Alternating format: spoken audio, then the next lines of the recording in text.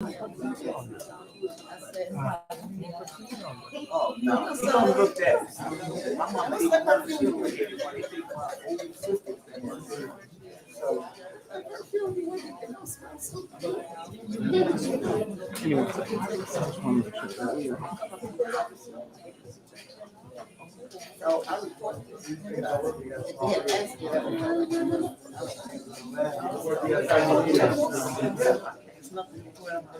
I said, I don't have to see it, not snow.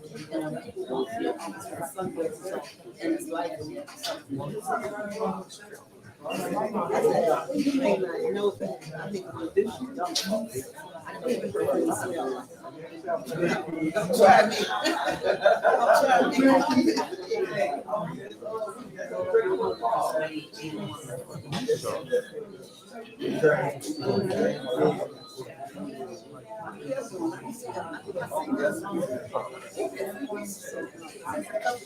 I know it's a long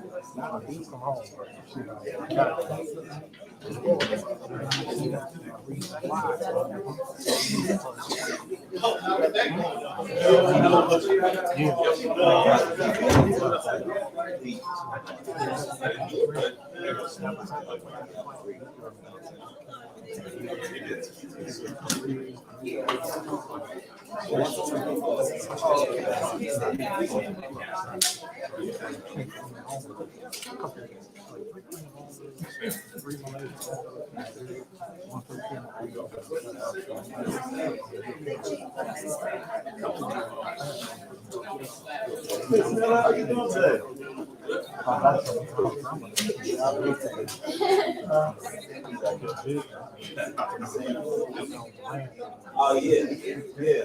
Thank you.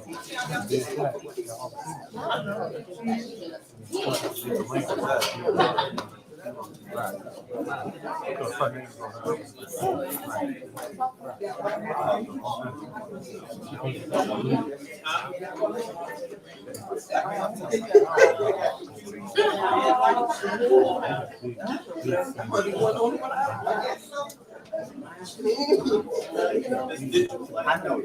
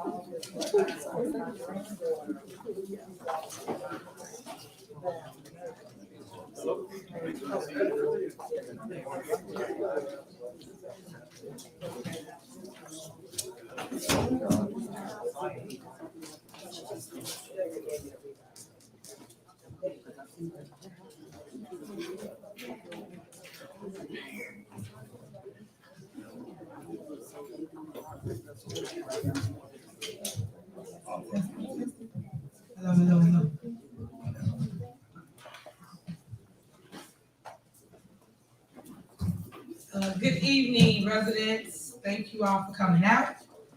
Today I'd like to call to order the regular meeting of the Board of Trustees. Today is Monday, December 5th, 2022, and the time is 6:38 p.m. Please call the roll.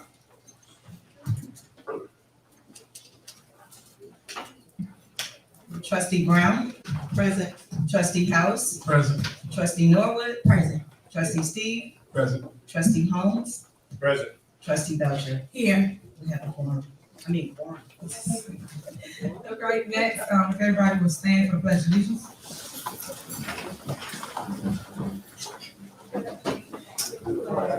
The United States of America, to the republic for which it stands, one nation, under God, indivisible, with liberty and justice for all.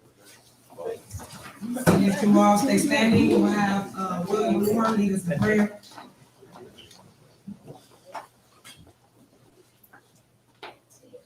Precious Father, we come before your throne, Lord, thanking you for another day, Lord. Thank you for keeping us safe and providing us everything that pertains to life and godliness.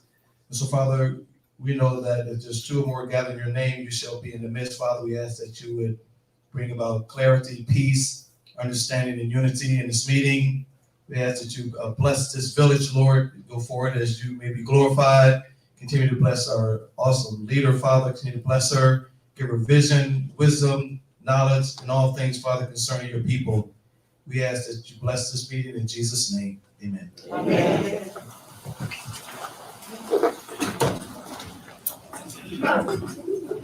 All right, next we have general announcements. Do anyone have any announcements? I have an announcement. All right, go ahead. Just want to say thank you to all of you for your prayers and calls during my mother's illness. She still has a long road to recovery, but she's doing a little bit better. So just say thank you to all of you for your prayers and calls. Thank you. All right, any more announcements? Yeah. All right, go ahead. Good evening, everyone. I want to invite everybody out to our monthly Tea with Trustees.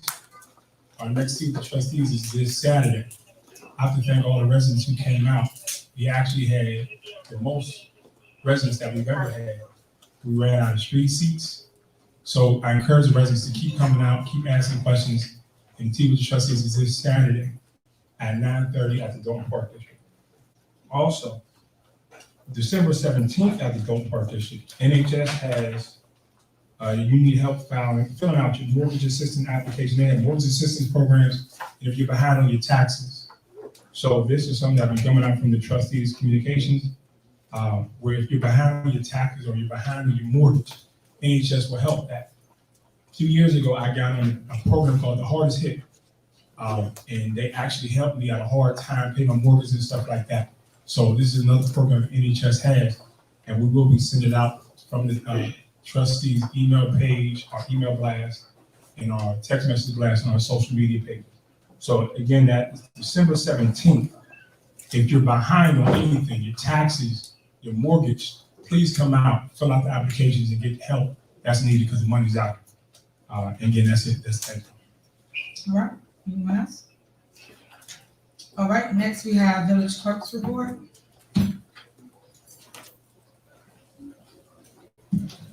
Good evening, everyone. Can you hear me okay?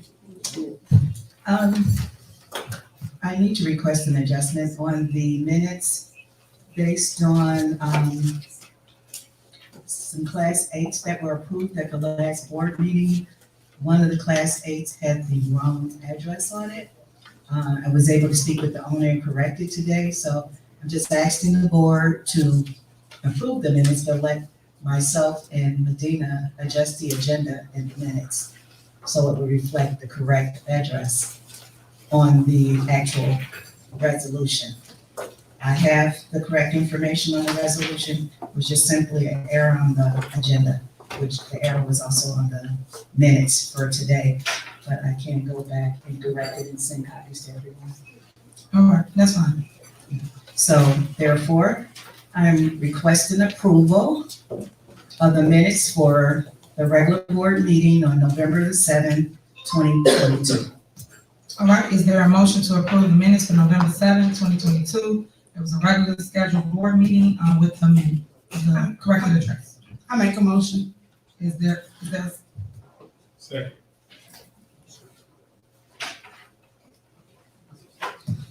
all right, it's been motioned and second. Who's second? Did you? Second, yes. For the records, I want to state the correct address on the resolution. The agenda stated 715 Sibley Boulevard, and it actually should read 707-719 East Sibley Boulevard. All right. So, moving forward, trustee Brown. Aye. Trustee House. Aye. Trustee Norwood. Trustee Steve. Aye. Trustee Holmes. Aye. Trustee Belcher. Aye. Motion passed. Thank you. All right, thank you. Next is village administrator's report.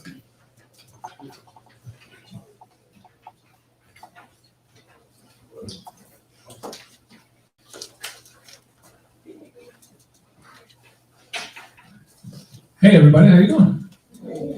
All right, that was, yay. Good to see you guys. It's been a great year, huh? Right? Had some awesome things that happened. I was trying to get my laptop loaded and I was trying to read all this stuff that the finance director is passing me. So bear with me real quick. How's everybody's holiday season going? All right, getting some shopping done? Good. All right. So I got a quick year in review.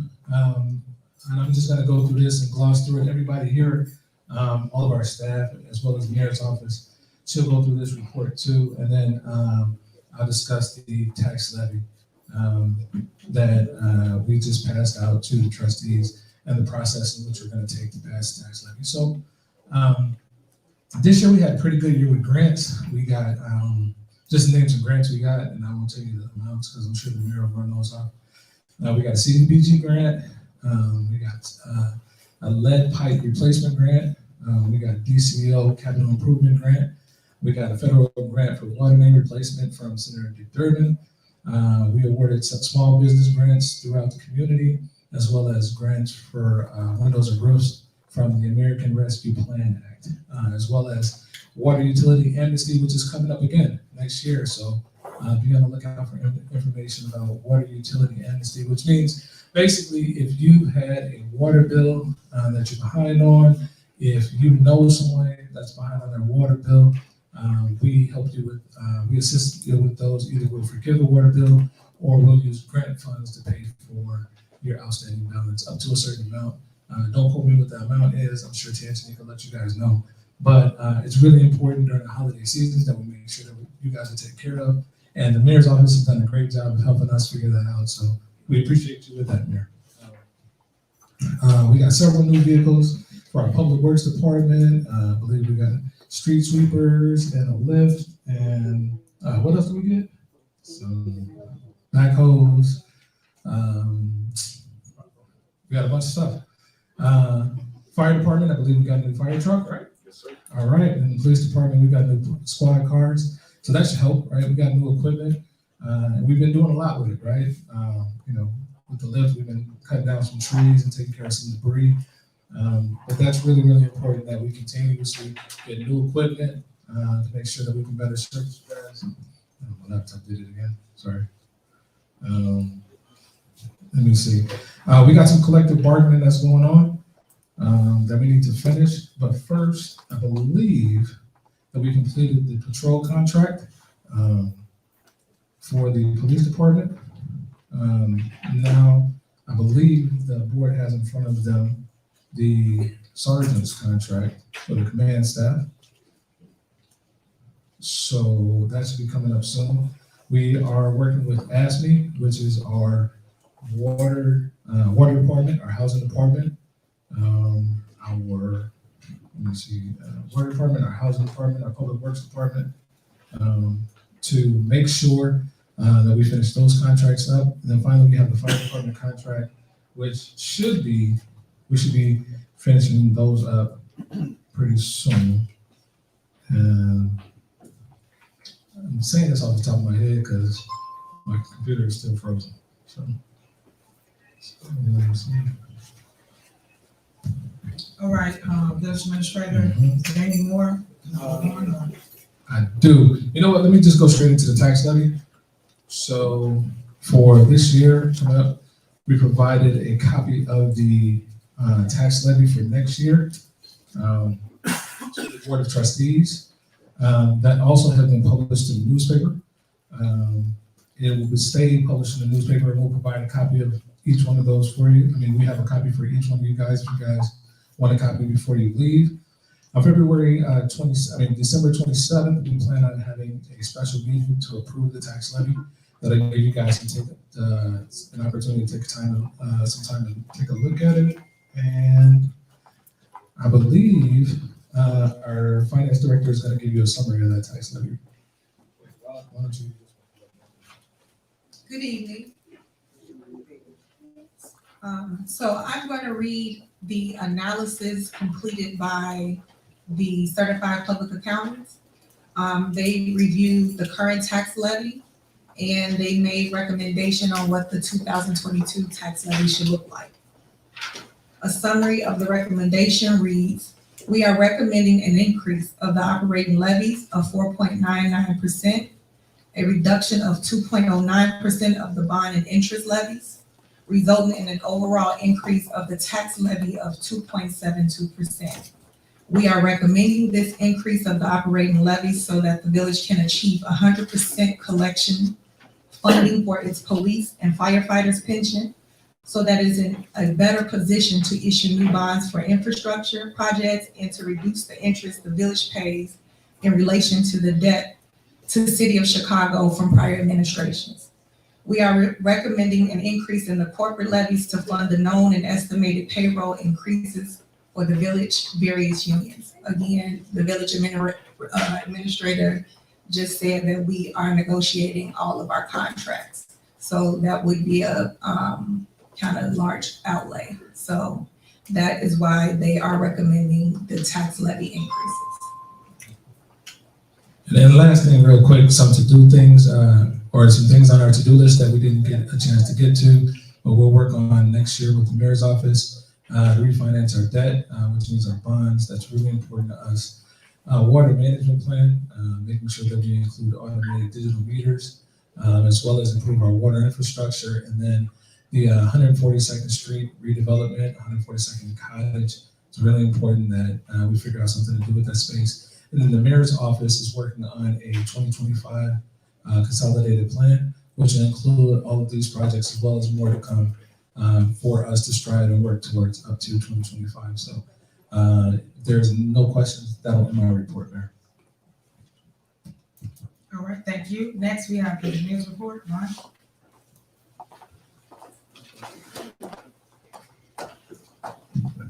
Good evening, Mayor, Madam Clerk, trustees, department heads, and residents, Village of Dolton. Just a couple of things in my report. We currently have finished up the infrastructure projects for this year. We are rapidly approaching inclement weather, so we have wrapped up the sidewalk replacement project and also the alley reconstruction project.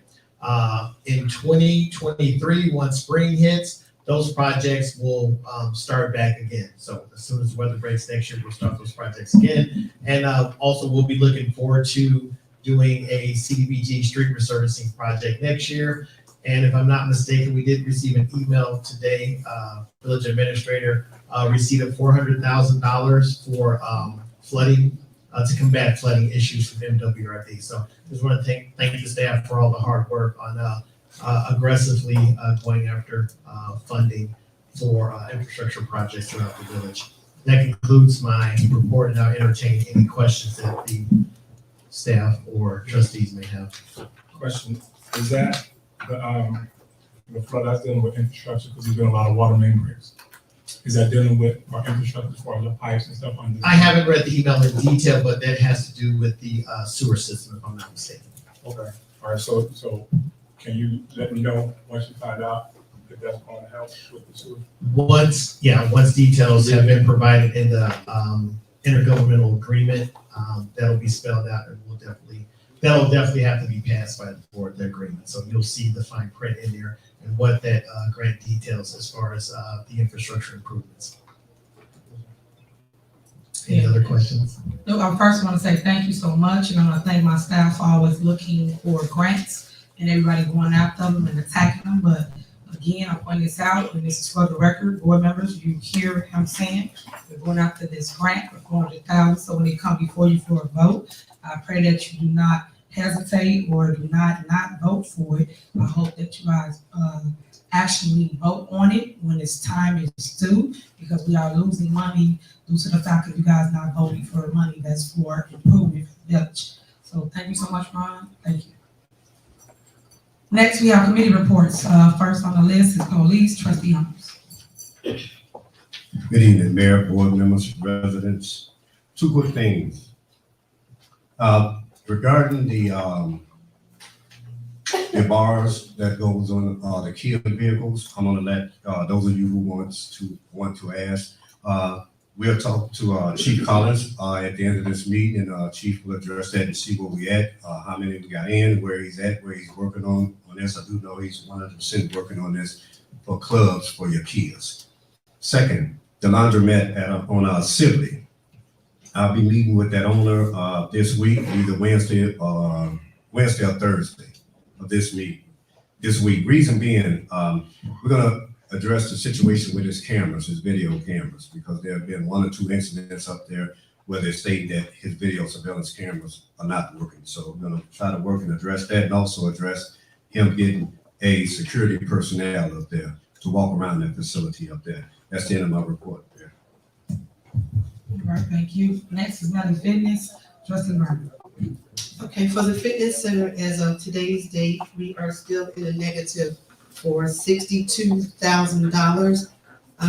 And it looks like that'll soon be the police department. So hopefully with this deficit, that we'll be in the plus. It's a police station now, so we couldn't make it as a fitness center, so hopefully we can make it as a police station. That's the end of my report. Thank you. Next, we have Public Works, trustee Stevens. Yes, thank you. Thank you. I just want to ask either administration, Stacey Corral, what's the number of employees that we have over there now? I know, I think we budgeted for 25, 26, but we're over that now. What's the number that we have in Public Works, and any new hires going on now? Administrator. That's something that you can get from either Tangelique or Janice or the village administrator. So no answer today? I just answered it. So if you want that answer, you could have did this before the board meeting. You could ask any other staff. So if you like, you can reach out to Janice, who you already know is HR, could ask her. You can ask Keith Freeman, the VA. The reality is, I went to Public Works today. Anybody in this administration is petrified to talk to any trustee out of fear for the job. So I can never get really straight answers. So I figure I'll ask publicly to see if I can get a straight answer. So I'll do it again. I'll email the Public Works Superintendent, the Village Administrator, HR, and if they respond, I'll come back and say I got the response. If they don't respond, which they haven't been responding, I'll come back and say it as well. Thank you. Okay, and every time we come to board meetings, it don't have to be a back and forth. I just wish that people would communicate with my staff, because that's what y'all say. They give you guys answers and response. Maybe it's not what you like or want to hear, but they do respond to everybody up here. So if it's something you like to know, please reach out to the HR director, who is Janice. So thank you. Next, we have fire trustee. No report. Next, we have youth trustee. Thank you, Mayor.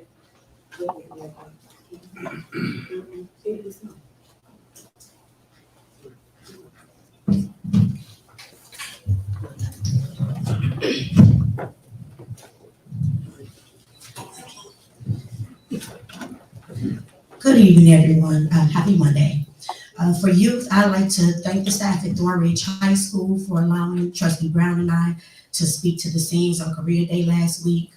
We had an entrepreneur join us to discuss careers and the job interviewing process. I'd like to thank Lincoln Elementary School for allowing us to read books and distribute free books to the children. Thanks to the Wild Formula Learning Network who have made that possible. And on Sunday, December the 18th, we are having a toy giveaway from 2 p.m. to 4 p.m. at Dolton Park District at 721 Engle Street in the Ember Room.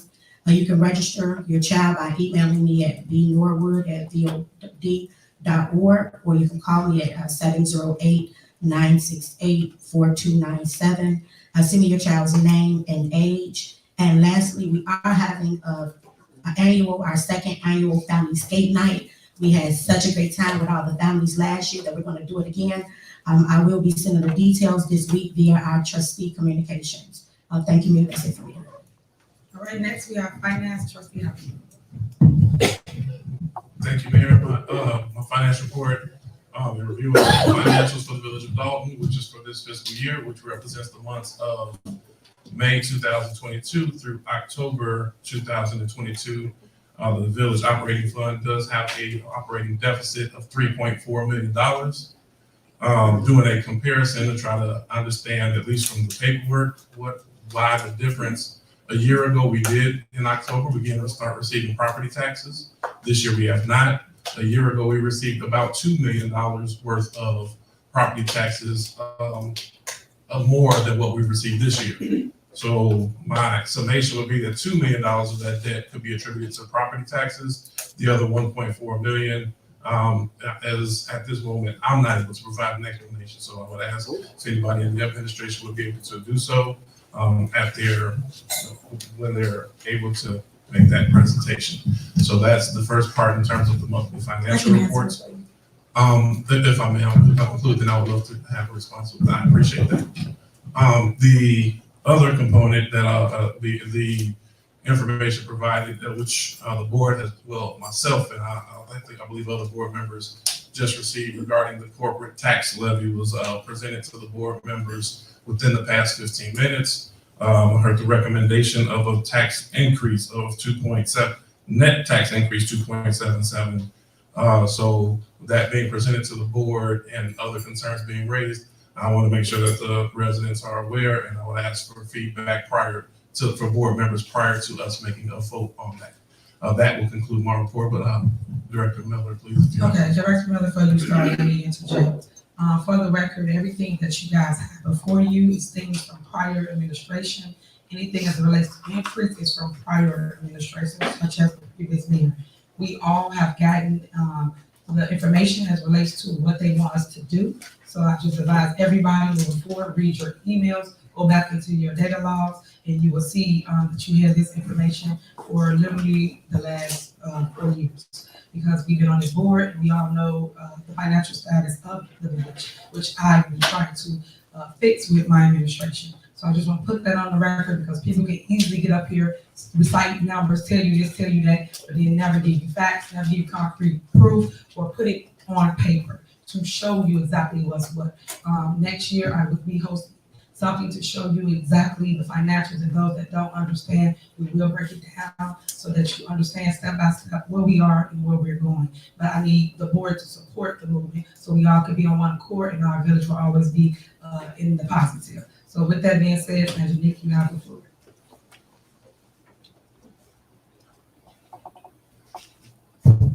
Okay, just one point, overall taxes revenue is 2.1 million below prior year.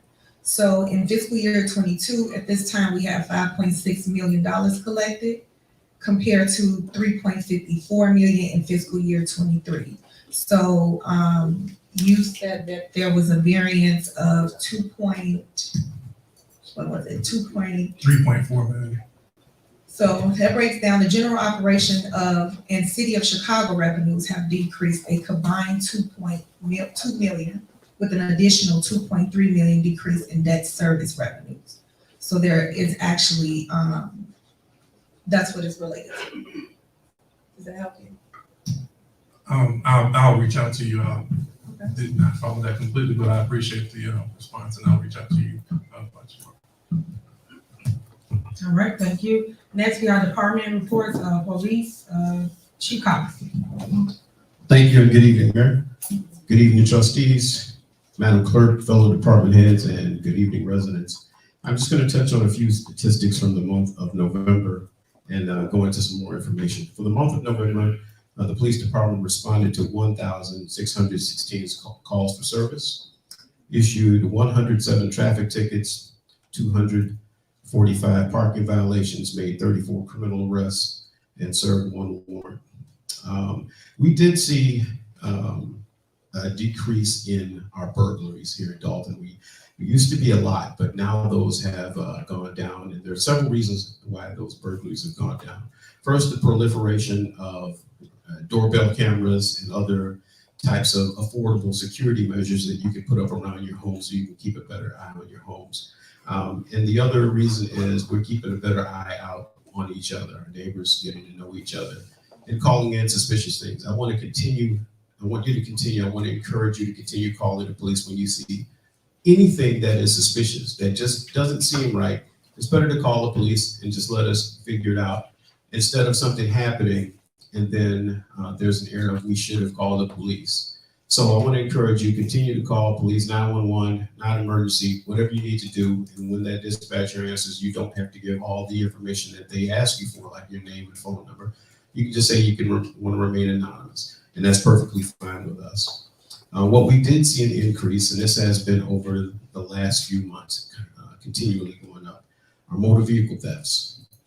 We get a lot of thefts of Kias and Hyundais and other vehicles. One of the things we continue to see is people still leave their keys in their cars unattended, running into the gas station for something, warming up the car, going back in the house for something, and then someone out there just looks for targets of opportunity, jumps in the car, and just takes off with it. With today's information of this is continually going on, just remain aware of your surroundings and remain aware and just take a moment to shut that car off before you go into the store or go back into the house to prevent your car from being targeted. What Trustee Holmes mentioned about the club device, we are still partnering with our auto parts stores here in town and getting donations from them for the club. And what we intend on doing when we get all our donations in, we will have either a day or over a period of time where if you are a resident and you own a Kia or a Hyundai, we will donate that club to you. It'll be one club per resident, but you have to be a resident. You have to show us an ID that you live in town and you have to own a Kia and Hyundai. And we're specifically mentioning those because those are the #1 cars that are so easily stolen these days. Doesn't take much to get in there, hot wire, and then take off. If you don't own that, your vehicles are still subject to being taken, especially if it's a high-end vehicle or the Jeep SRTs, the Durangos, the Challengers, the Chargers, the things like that. Still, purchase the club. They worked when they first came out. No reason why they shouldn't work now. Get a club, slap it on the steering wheel, and be done with it. Or if you have a garage, start parking in your garage if you're able to. But we want to see these motor vehicle thefts going down. I will tell you there is a carjacking task force that operates in the south suburbs here, and they are pretty successful at recovering cars and making arrests. They don't make the news a lot, but they do get these cars back, and they do arrest the offenders for it. The other thing I like to mention is during this particular time of year, a lot of people shop online and receive packages at your home. Those packages, there are people out there that want those packages too. They'll come up on your porch and take those. So please be aware of the package thefts. People will follow around the UPS or FedEx driver and look for opportunities just to take packages. Now, those thieves don't care if you have a Ring doorbell or not, or any kind of camera. So if you can have an alternative, have your neighbor grab your package for you. If you have the ability to have it delivered to your workplace, if they will allow you to do that, or some other method, picking it up from an Amazon pickup place, just to prevent these package thieves. And during this time of year, people get depressed. They think about family that they miss and other things that are going on. If you feel depressed and you want to talk to somebody, we do have a facility here in town in the village of Dolton called Kirby Rehabilitation.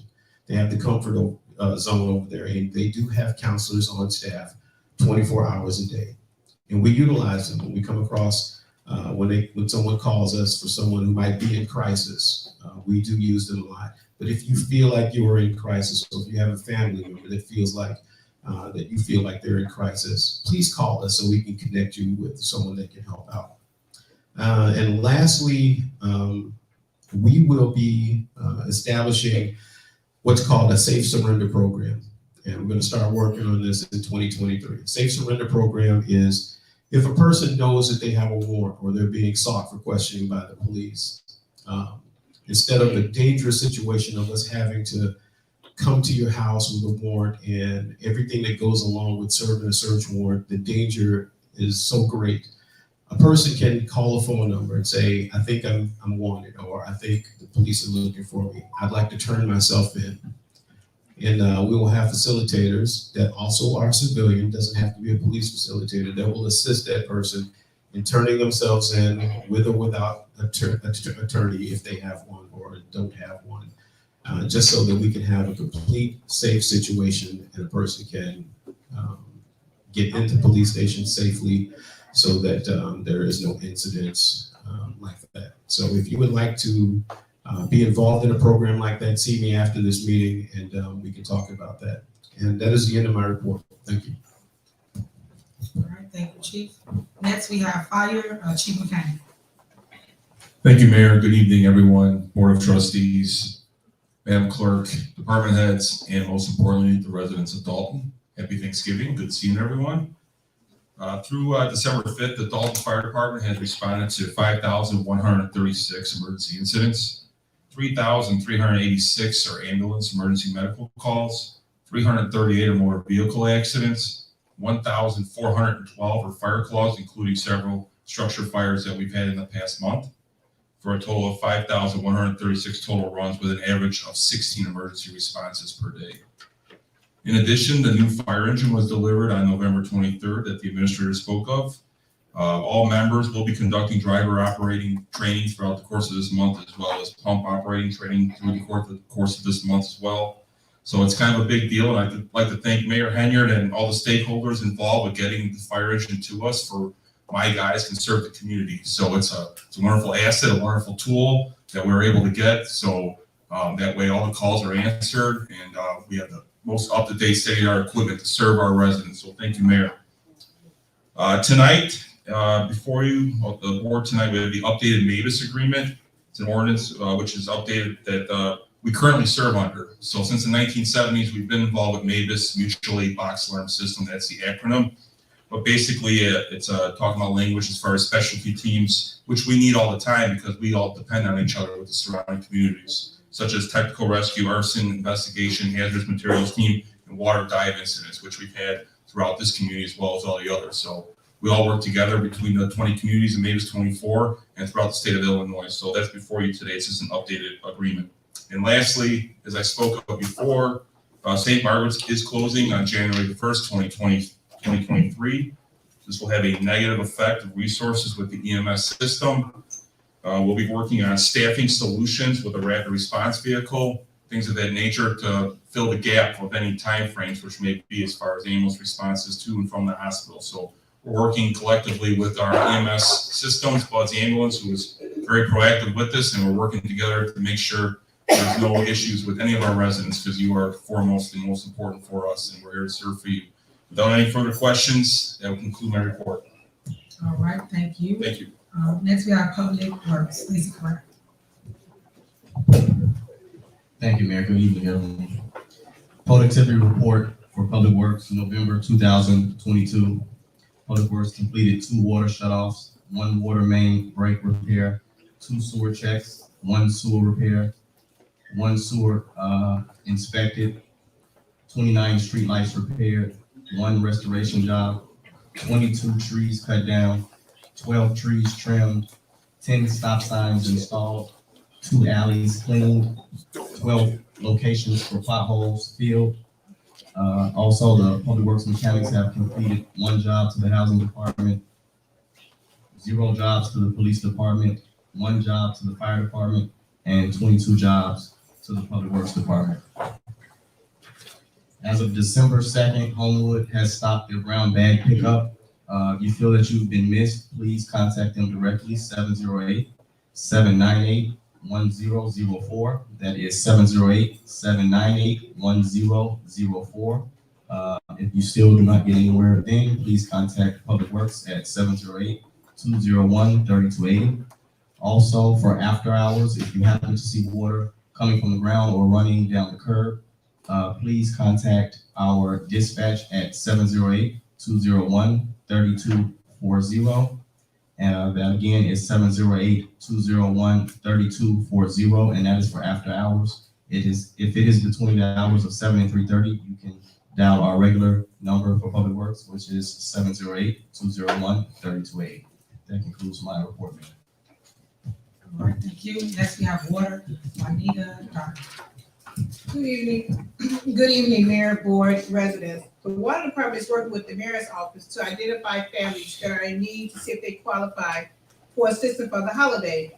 If you're in need of assistance with your water bill, please contact me at Juanita Darden at 708-201-2977. That is my direct line for the Water Department. We're still working on projection of estimated costs for the digital water meters. The goal is to have at least 1 district completed by August 2023. We are still currently hiring meter readers and water clerks. Please fill out the application here at the Village Hall if you are interested. I do have complaint forms tonight, Mayor, for any of the residents. Thank you. Thank you. Next, we have Housing and Building Permits. We have William Moore. Thank you. Happy holidays to everyone. Good evening to you, Mayor, Clerk, trustees, fellow directors, and you, our precious residents. Happy holidays and God bless to all. I'll be giving the house report and the building permits report. I'll be giving a total of that of each one of those departments, and as well as the large dollar amounts that we generated for each department. For a housing report for November, the total amount of revenue generated for the month of November is $61,005. We had 13 rental license fees at $1,200.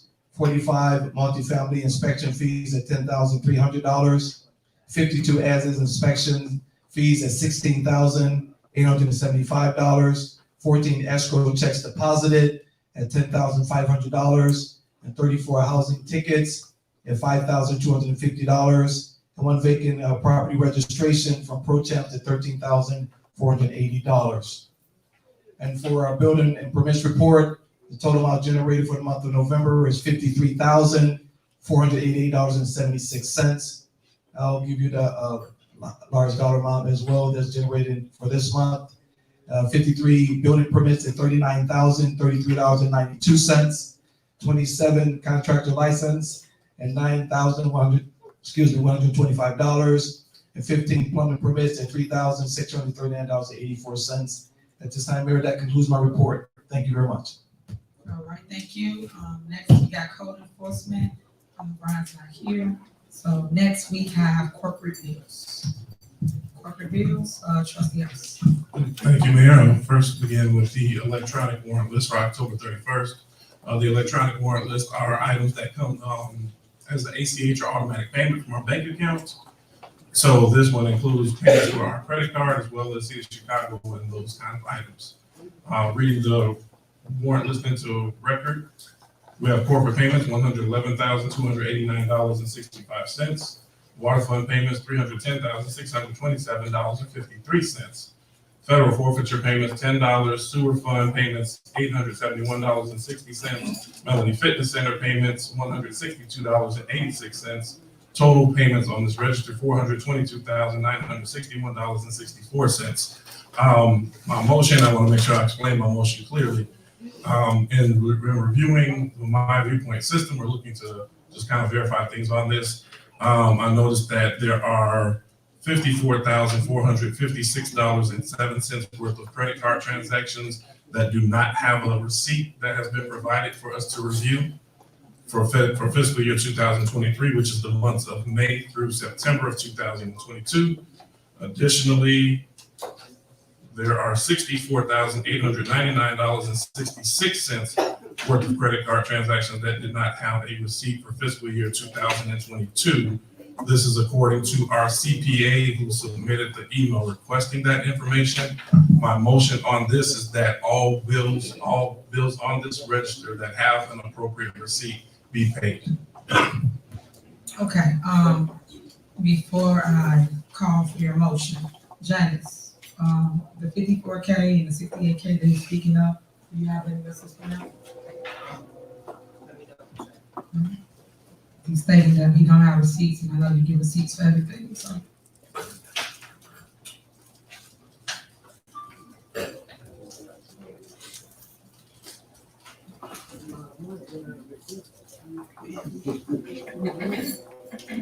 I'll double check this list.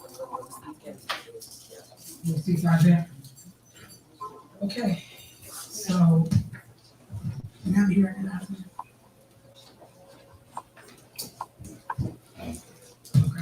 Okay, attorney advised me to ask you if they can be approved, once you make sure you have what you need. And you don't have to wait on another board. If they are provided, I'm okay with doing an email consent vote on those items. Okay, all right, thank you. Please call the roll. Wait, is it a second? I heard you, Steve. Is that you? Okay, any discussion? May I recognize, Mayor? All right, go ahead.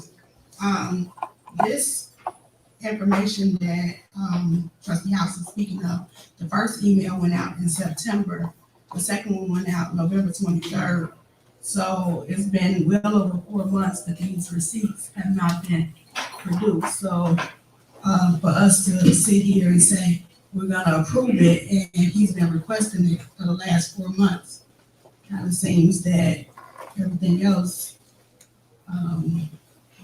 have receipt or should have receipts. Why is he waiting 4 months for this? Okay, my staff just stated that you guys have the receipts, so I don't want to turn it into he say, she say. I'm not, I have the Okay, and letter right here. and if my staff, she runs the day-to-day operation, is telling me you guys have receipts, then we're going to move forward. You guys are taking it out. You have every reason to take whatever you want out, and we will move forward until you get what you're stating you do not have. I will make sure that she shows you guys, and you guys can vote as though Trustee House just stated through consent agenda and can move forward. I do not want to be in a board meeting all night. You guys are removing it out of the system, and you're voting on what you just stated you wanted to vote for. So I would like to move forward because we do have several other items on the agenda. All right, call the roll. Trustee Brown? Aye. Trustee House? Aye. I'm sorry, let me repeat what we're voting on.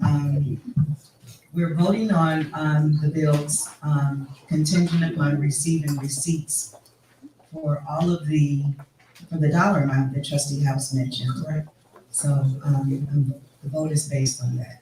Right. And House has agreed to an email consensus if the receipts are received. Correct. Okay, trustee Norwood, Aye. trustee Steve, trustee Holmes, Aye. trustee Belcher. Aye. Motion passed. All right. Trustee House. Okay, the next is our accounts payable warrant list for December 5th, 2022. Corporate payments on this register, $3,233,340.97. Gross payroll for November 4th, $441,288.11. Gross payroll November 18th, $434,707.04. Melanie Fitness Center payments, $54,346.78. Gross payroll for November 4th, $428.05. Gross payroll November 18th, $428.05. Total payments on this register, $4,164,539 even. That we are, my motion is to approve the bills, removing the following items. Those items being, Trustee, before you recite, you have a rundown of that you can give to us so we can keep up and not keep repeating the amounts?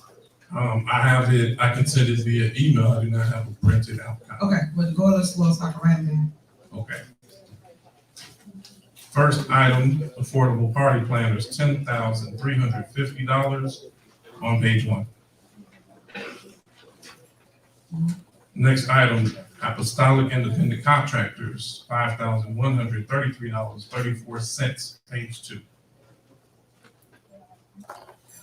Next item, Country Lane gazebos, $90,000, page 7. Next item, Delgado Law Group, $125,191.31, page 8. Next item, Farley Williams, $3,000, page 9.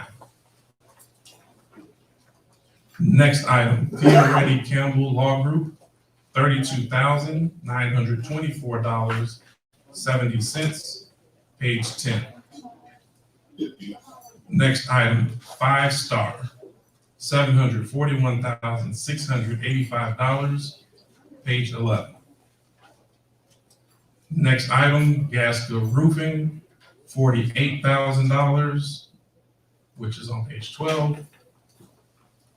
Next item, Hammond Fence, $19,602.75, page 13. Next item, JKCS, $35,000, page 14. Next item, JMA Architects, $9,610, page 14. Next item, Johnny Jefferson, $21,333.33, page 15. Next item, Karen Gordon, $800 even, page 15. Next item, KNM Ventures, $84,000, page 15. Next item, Quick Rink Synthetic Ice, $105,444, page 15. Next item, Burrell's Four Seasons, $10,620, page 16. Next item, Michael G. Earhart, $1,350, page 18. Next item, Michael J. Casper, $19,280, even, page 18. Next item, Oak Construction, $50,500 even, page 20. Next item, Positive Minds, $2,500 even, page 20. Next items, Raoul and Sons, $80,315, Page 21. Next item, rent a Christmas, $50,285.19. Page 21. Next item, Santee Shannon, $3,500. Page 22. The next item, or final item, the White Coal Pool Solutions, $44,192.50 on page 24. So my motion is to approve the warrant list, removing the items stated. All right, I call for a second yet. Chill out. Not pay people. 1 minute. Okay, next time you guys want to pull things out, like y'all tell us, give us a list of items so we can keep up with what you want to pull out. And then there's no explanation for why you guys are not paying any of these individuals. It's a shame that every time it comes to a board meeting that you guys have to do this and target certain people and not pay them. These are our attorneys. These are the people that run a day-to-day operation. How dare you not pay them? They handle our lawsuits, all the things that come before the village. And if you're not paying people, that's a shame. That means you don't pay your own bills. You guys got elected to serve in the seats that you're in. Your job is to protect the village, protect the residents. You guys are not doing that by having these bitter, disrespectful agendas to hurt the community. And right now, you guys are making our credit bad. You guys are making us look bad to the public as relates to getting on good terms. When I became mayor, I know that we were on the right track as relates to great credit ratings. We was getting things based off of our word. You making our word mean nothing to any vendor that's outside our village. Let me tell you the things that you guys have done. And I'm gonna get your second now, then I'm gonna go through the calls I've received about you guys not paying individuals. So trustee Ed Steve, you want to second Jason's house motion, correct? Yes, my name is trustee Steve, not Steve's. Okay. Edward Steve. Please. Okay. Keep it down, please. So you motioned it, it's motion and second, so discussion time. Let's go back to previous things that you guys have done. Do you know, and for the record, y'all should ask questions. 5-star, the individual that you keep pulling out is an individual that you guys voted for to pay the police department, the fire department, and do other things throughout our community. You voted for that, you. So why would you not pay that vendor who has been using their money to do the work, to go get the concrete, to do everything that's needed? You guys all voted for that. You should be ashamed of yourselves. So y'all vote for somebody, they under assumption that you guys are going to pay them as they move along. They come back, give us invoices as they complete the jobs, and you guys sit up here and take them out of the warrant list and say you don't want to pay them. Why? You already agreed and told them to do the work. That's not right. You guys are setting us up for multiple lawsuits, and you guys don't even care that you guys are putting us at risk. And we got to hire attorneys to defend it when you're not paying not one attorney. Who gonna defend us? Thank God we have relationships and people still rocking with me even though you're not paying them. You have to pay them, board of trustees. You have to.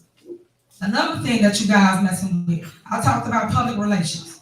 We need people to protect the village. Just like when you guys watch the news and every community has a spokesperson they hire. Someone has to speak when things happen in our community. It's not always the mayor's office, it's not always the police department or the fire department. It's normally a spokesperson that they hire that keep us in a positive light. You need that. You guys took that out.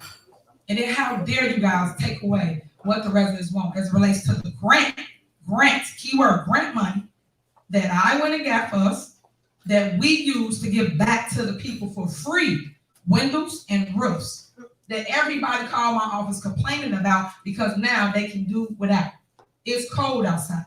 One lady called in tears because she cannot have windows. She is a senior on a fixed income. How dare y'all? Y'all should be ashamed of yourself. That was your mom, your auntie, or a senior that lived in your community. You would want us to give the same resources that we're offering, but you stopping the money. Why? Because you didn't get a roof, trustee Holmes? I'm not Holmes, I'm sorry. Trustee Steve, because we didn't give you a roof, you got a problem? It's like, you don't want to vote now? Come on now. You guys ask me for things, and because I won't bend or give you what you want, you make the people pay for it. The people are the ones suffering. You're not hurting me. You hurting the residents. You hurting the community. That's who crying out. And hopefully y'all getting the same cries and the same complaints that I'm getting, but it's you guys that's doing it. Then y'all run around town and lie about it's the mayor. Y'all clear as they see, residents, who is holding up progress. I'm still moving. I'm still shaking trees. I'm still getting what's needed for our community. And they still stopping progress. Another thing, the ice rink. You guys saw me building that ice rink for several months. You knew we was bringing that to our community. And again, we grant money. I don't use the taxpayers' dollars. I don't use property taxes. I don't use water bill money. Grant money. So that means free money. So it don't hurt you guys. But you guys up here, meaning you 5 trustees, still don't think it's smart to move forward with progress. You're holding it up. Why? Why do our community have to leave from Dolton to go to Orland, Tinley? I went to South Island this weekend. They had an amazing light show. I took my daughter because I don't have the same things in my own backyard, which I'm trying to provide. So if I feel that way as a single mom, I know a lot of y'all feel the same exact way. We can build it. I don't have to take her somewhere else, and we can build it in our own community. And you guys should want the same things that I want as a parent. I would think you want for the kids. Y'all talk about the youth. You talk about we doing this, and y'all ain't doing nothing. For 2 years, y'all sat on this board as bench warmers, and I've told you that God and done nothing but hold up progress. Nothing but fight the mayor. Nothing but wasteful spending on fake recalls. The real recall coming, y'all. The real recall is February 28th. That's when y'all go to the polls and vote. That's a real recall. So all I'm asking again is for this board to reconsider and stop hurting the people because of your vindictive ways and you guys not getting what you want to move forward. Another thing you guys playing with, this is what y'all don't know, residents, and y'all should ask questions. This one company right here is called MBD Solutions. Do y'all know who that is and what they do? Last month, they did not pay this one vendor. This one particular vendor does our water samples for our village. Now, I don't play with water. Y'all know what Flint, Michigan went through. You see what our neighbors such as Dixmoor is going through. They didn't pay. And again, y'all taking them out. Why? How they gonna get paid? Who gonna sample the water? These are things y'all should be asking questions for. And it's a shame that this board do not want to move forward and they playing these games because they want to control everything. When I was doing everything, everybody got paid. We didn't miss a beat. Because at the end of the day, you have to be responsible. You have to pay your bills. That's like us going home and we go to cut on our light switch. We have to pay guaranteed bills. Another thing they didn't pay was our insurance. Did y'all know that a lot of employees called us because they had to pay out of pocket insurance? Because they didn't pay for 60 days? Because they held up the money? Y'all paid nobody for an entire month? How does that make sense, residents? They can sing you a dancing song all day long, but these are the things they're doing. These are the things that I am fighting against, myself and Trustee Holmes, along with my staff. We are the ones fighting against this nonsense of paying people what's due. You guys go to work, y'all punch that clock. In 2 weeks, I guarantee you better see your money in your bank account. If you don't, you're looking for the manager. You're looking for somebody to give you a check because you got bills to pay. You got mouths to feed. And that's the problem I have today. So anybody that's in this room that has not gotten paid, that has not gotten what is owed to them from the village of Dolton, you see clearly who it is. Because I think that all of you should amend your motion and make sure you pay for these items. Another thing that you guys cried about for years was the roof and window program and also cutting down trees. You guys keep taking out Raul and Sons landscaping. They keep on coming and cutting down trees.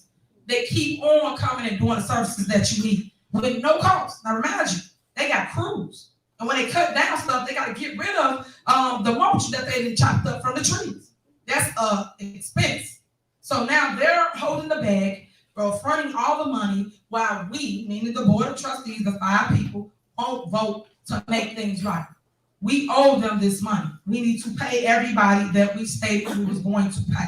And stop taking things out just because we're upset, we got attitude, we don't understand. And if you don't understand, ask to get understanding. Another person that's really ashamed that y'all keep taking out is Johnny Jefferson.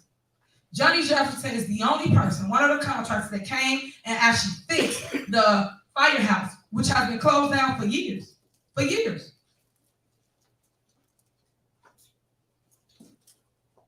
It's a shame that trustees will run to do a photo op when we open up the firehouse. It was all good, glitz and glamour and camera and action, but you don't want to pay this division, Trustee Belcher.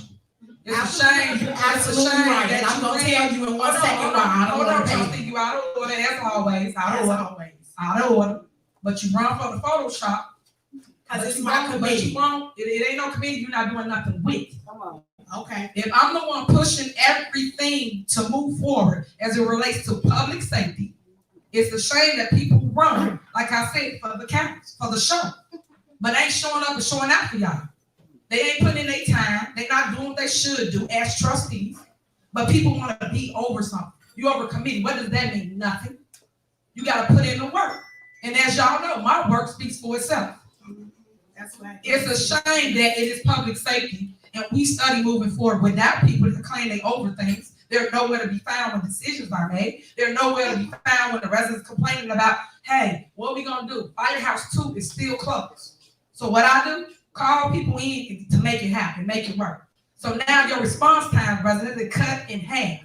Because now we can get to the house fire in a matter of seconds compared to minutes because we was all the way on this side of town. So we have 2 firehouses, now they're both open.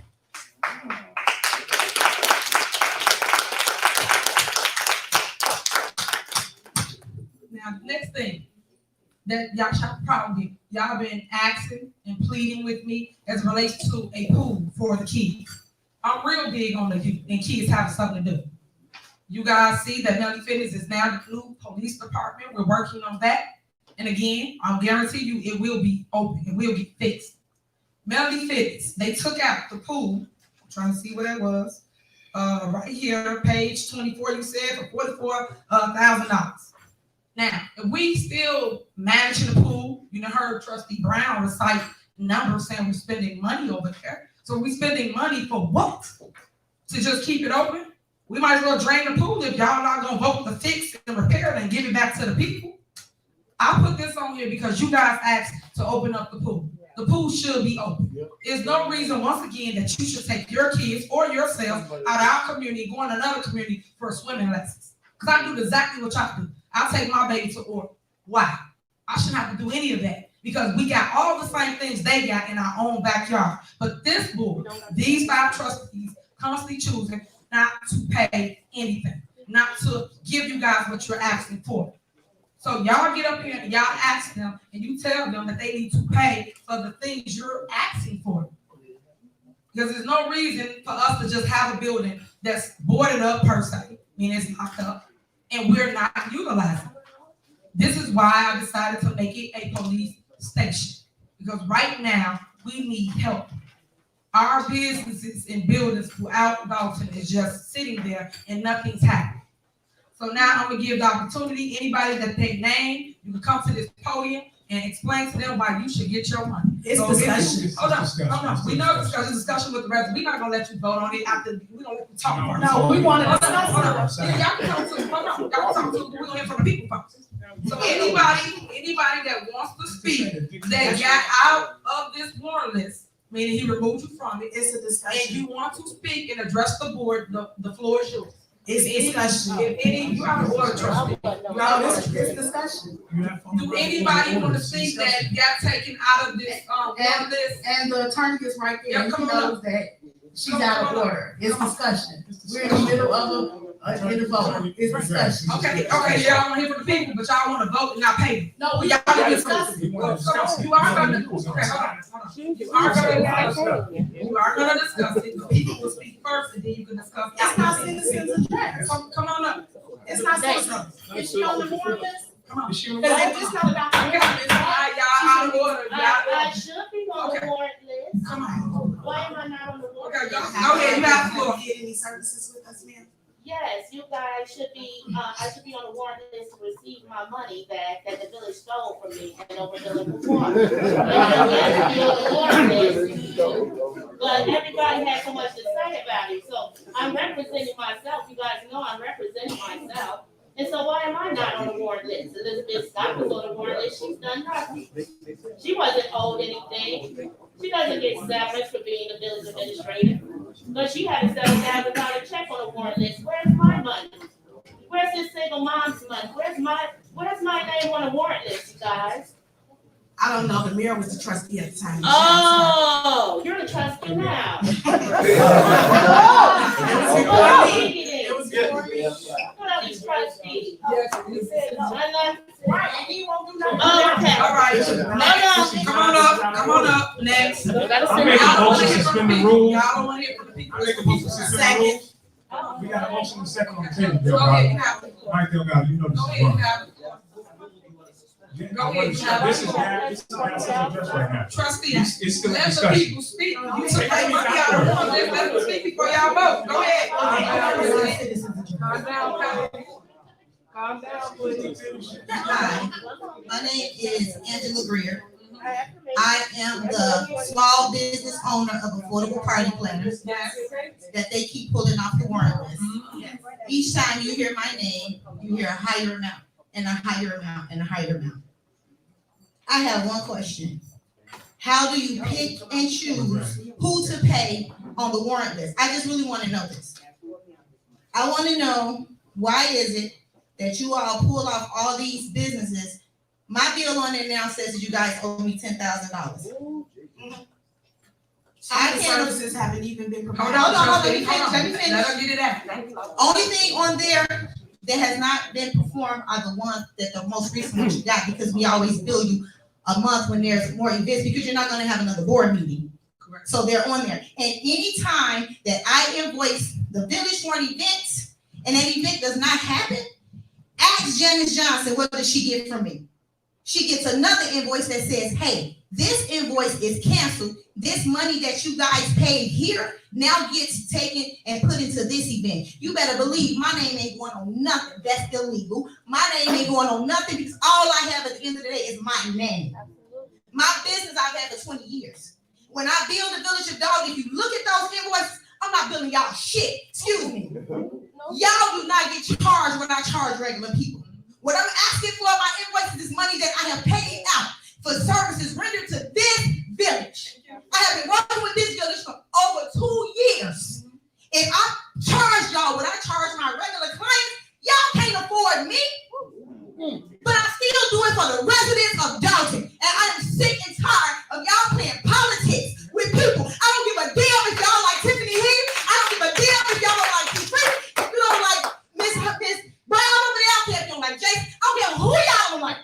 My name is Angela Greer, Affordable Party Planners. Don't post my name on Facebook no more. Don't post my bills on Facebook. Don't put my address out there no more. I don't give a damn about this poor y'all got going on up here. I'm sorry. I'm tired. The last time I came up here, I was nice as I could be. I asked y'all to find a way to fix this. If y'all don't stop playing with these people and their money, just like y'all went to court and asked the judge to pay y'all for 2 funky ass weeks of pay, I'm asking y'all to pay me what I worked for. My bills ain't that much. Y'all went to court and asked the judge to make Tiffany Higgins pay y'all for 2 weeks. If I go to court, I want more than the 3 months that y'all owe me. And if all of these people take y'all to court again, y'all got enough lawsuits going on in Dolton to keep adding to that shit. Excuse me, I apologize. I do apologize. But y'all got enough lawsuits in Dolton to last y'all a lifetime, to last y'all for the next 3 years till y'all get up out of them seats. People are tired. I am one of them. I'm tired. But have I stopped doing what I promised to do for these residents? No. Every event with a half a leg that's messed up, I show up. I do whatever it is, and y'all keep hollering. The residents don't want another this, and the residents don't want another that. But yet, when I walk in the room, I can't get in the door because it's packed as hell. But they don't want it. Stop telling these residents what they want. You don't know what they want. They didn't ask me for 3. But I'm going to say this one more time. All I'm asking is y'all to stop playing with people's money and pay people for the work that they did. Just like y'all went to court and got y'all little funky ass checks. Actually, she took us to court and we just happened to. All right. Yeah, but you ain't able to get your signature. How you doing, everyone? My name is Fancy Shannon. I'm on the list to be paid. The amount of the invoice is wrong, so I don't know who I need to talk to get it right. There was a generator added, and that's not on the invoice that's you quoted. So I don't know who I need to talk to, but I want to get that squared away. The work was done in September, and I've yet to be paid or anything. I need to get that. Oh, okay. Thank you. And you said it's for 30, because it says 3,500, right? Right, but there was an updated invoice when they added the generator. It should be 43.5. 43. Yeah. Yep. That was all right. Thank you. All right, thank you. So now can we talk? Since this is still discussion. We got one more, then let speak. This is crazy. Ms. Dolton, you the most classless person up here. Thank you so much, sir. Most operating budgets take time to become balanced, especially if the previous mayor who held the seat for several terms also had issues with his budget. Statistically, it usually takes a new mayor almost an entire term to rebalance a budget. And that process would even take longer if this said mayor had an entire board of trustees against the redevelopment of the community. So these numbers y'all keep throwing out are really gaslighting the community with deficits that were getting repaired before she even got here. And today we call that fake news. Culturally, if you up on history, Black, brown, and indigenous people have never ever been allowed to use the community pool. And now y'all keeping that tradition going. I just want to let y'all know that those trustee positions that y'all currently have are going to be so hard to get back. Because I'm going to run against you, and I don't think you can beat me in a foot race, let alone an electoral race. So I hope you use the rest of your time wisely, because I'm taking it from you.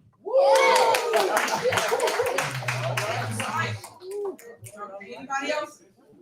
Anybody else don't want to come? Okay, go ahead, trustee. This is bananas. Okay, go ahead, trustee Steve, what you got? It's unfortunate. All this spending, and this is a democracy. This is not a dictatorship. She just said they want to propose a property tax increase. A property tax increase. Well, how's high the South Suburban property taxes are? None of this stuff will come forth. She said we rolled past and seen this ice skating rink for $105,000. I'm an elected official. I should get an email, get a plan. What is this? What is that? None of that comes for us. And then we see it in my viewpoint, we see it after it's spent.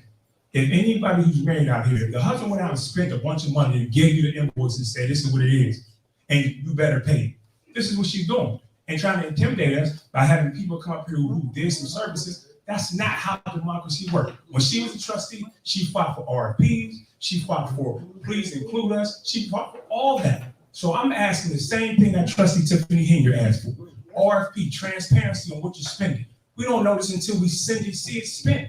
So if she's proposing a tax increase, I'm not gonna let that go. A tax increase with South Suburban taxes and how they are. She's proposing a tax increase. We haven't had to raise taxes. Last time they raised taxes in Dolton when she was on the board, there was a water bill thing that happened with the city of Chicago. They had to raise the taxes to pay the city of Chicago. The year after that, they came to explain conspiracy, try to propose a property tax increase. We didn't vote for it. We don't have to do it now. But the spending is crazy. We already at $3.4 million deficit, and take the property taxes $1.8 million deficit this far, and it's shown into the budget. So if we're not responsible for the taxpayers' money, then y'all gonna hold us accountable. Ain't no this if this thing mess up with all this grant money that's being misspent and misappropriated, no transparency, guess who they gonna come after? The trustees. And I can't vote for that when I see that it's being done wrong. When I see it's been done wrong. So I understand she gets the crowd and stuff like that. But when you see the TV trustees who come to our TV trustees who pay attention and they ask questions, it's not this is just smoke and mirrors right now. But all I'm saying is that I'm not going to vote for stuff when it's not done correctly. No RFPs. Her party, her friends, stuff like this is what she does. When you look at her D2s, you see all these people giving her money. This is reality what we're dealing with. So if there was a little bit of transparency, not a dictatorship, she changed the whole adjustment of the meeting and had the residents come from the top. That's not even following Robert Rules of Order. So the people who see, I'm not talking about the people in who shame, but the people who see, they see the mismanagement of this administration. This last administration passed her off a good, sound town financially. We didn't have to raise taxes the last 2 years. And now they're proposing a top property tax increase. You know why? Because they're spending recklessly. And if we don't get a hold on it, there's going to be another property tax increase. But I'm not voting for it. I'm telling you right now, I'm not voting for no property tax increase, which you never voted for when you was on the board of trustees. So that's where we're at. And so thank you for giving me a chance to clear up all this misinformation that you're giving out. Yeah, we want to pay people who've done the job. There's some people who did my MS work that still hasn't got paid. And she won't even honor that. And she wanted to get Delgado paid. Delgado know this stuff is wrong, but Delgado's her biggest campaign donor. You know, so when you see her D2s, guess who's on there? So that's all I got to say. Thank you. Yeah, you recognize. So, just so you know, you speak of team of trustees, I got the real team. So let's start with this.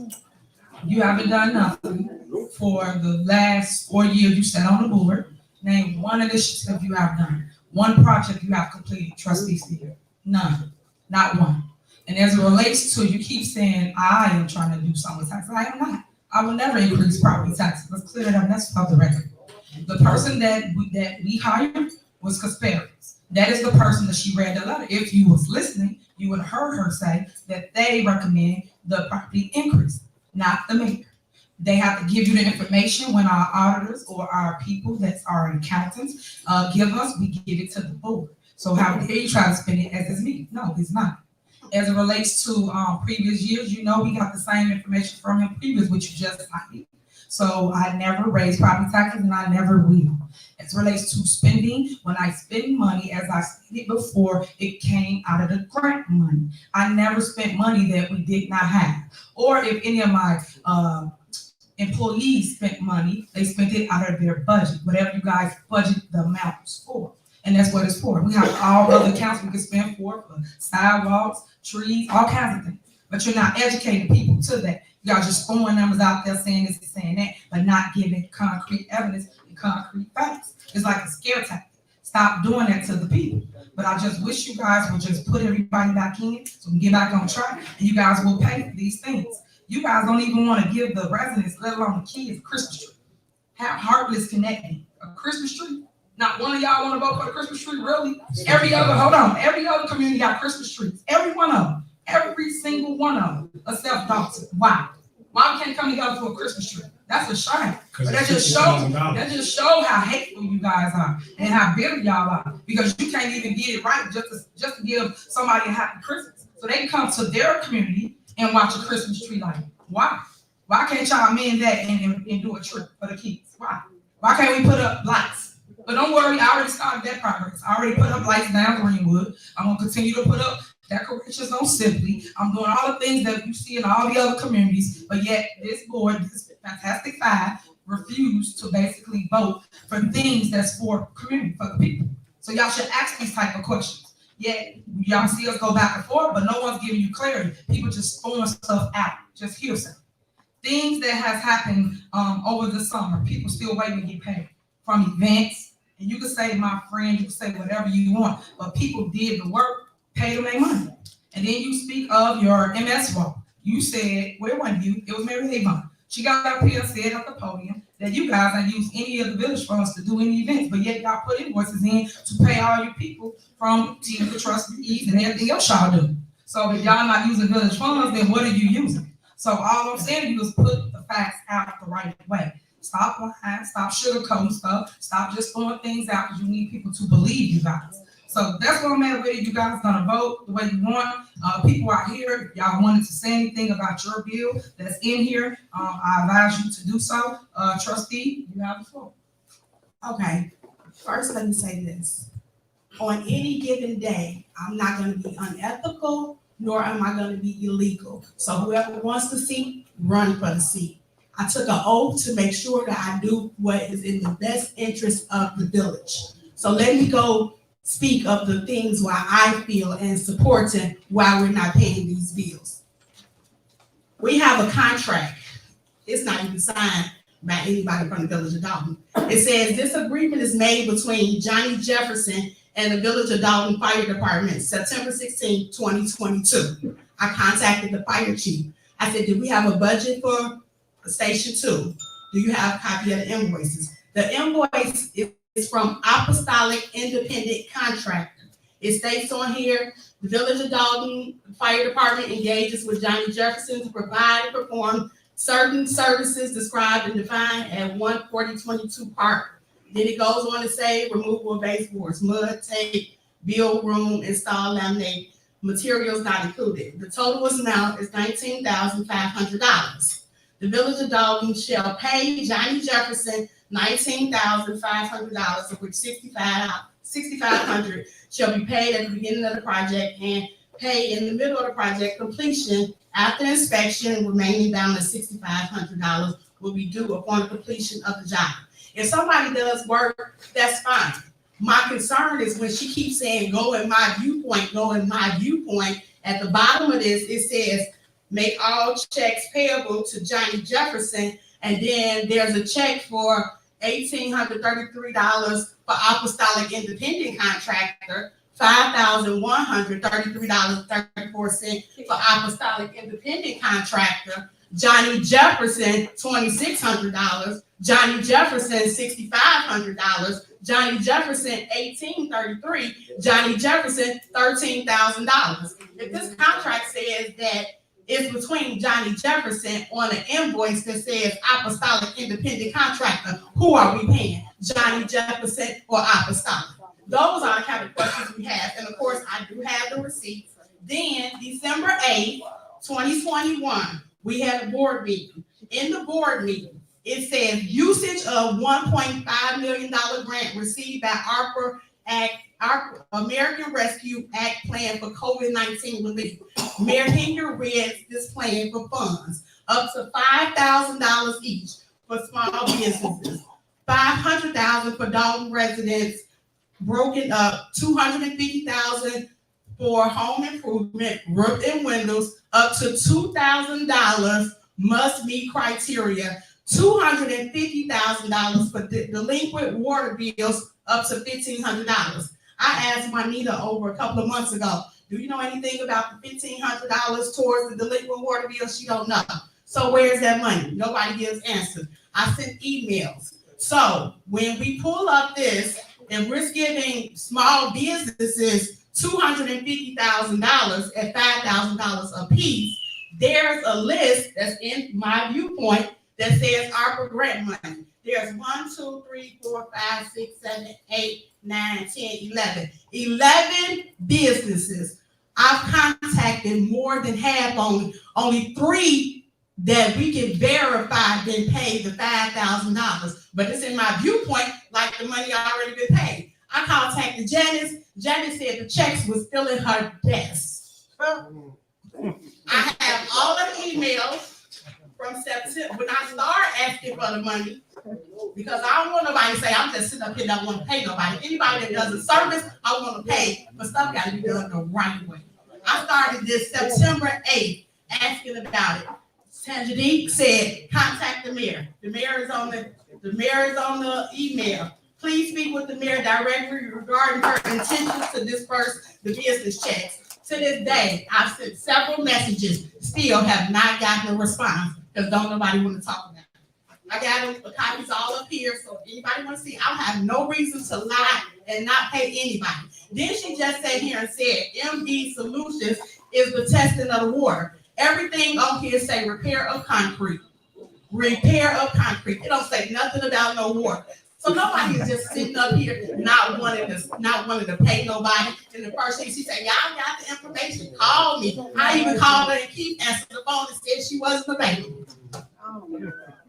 So stop doing that. Then you sit here and give us something 15 minutes, not even 15 minutes before the board start about a levy increase, and then it says to pay the sergeants and lieutenants. And Tanjanique said that the budget we approved had the money already in there for increase. You say we got grants, but nobody can provide any documentation of when that money has been put in the bank.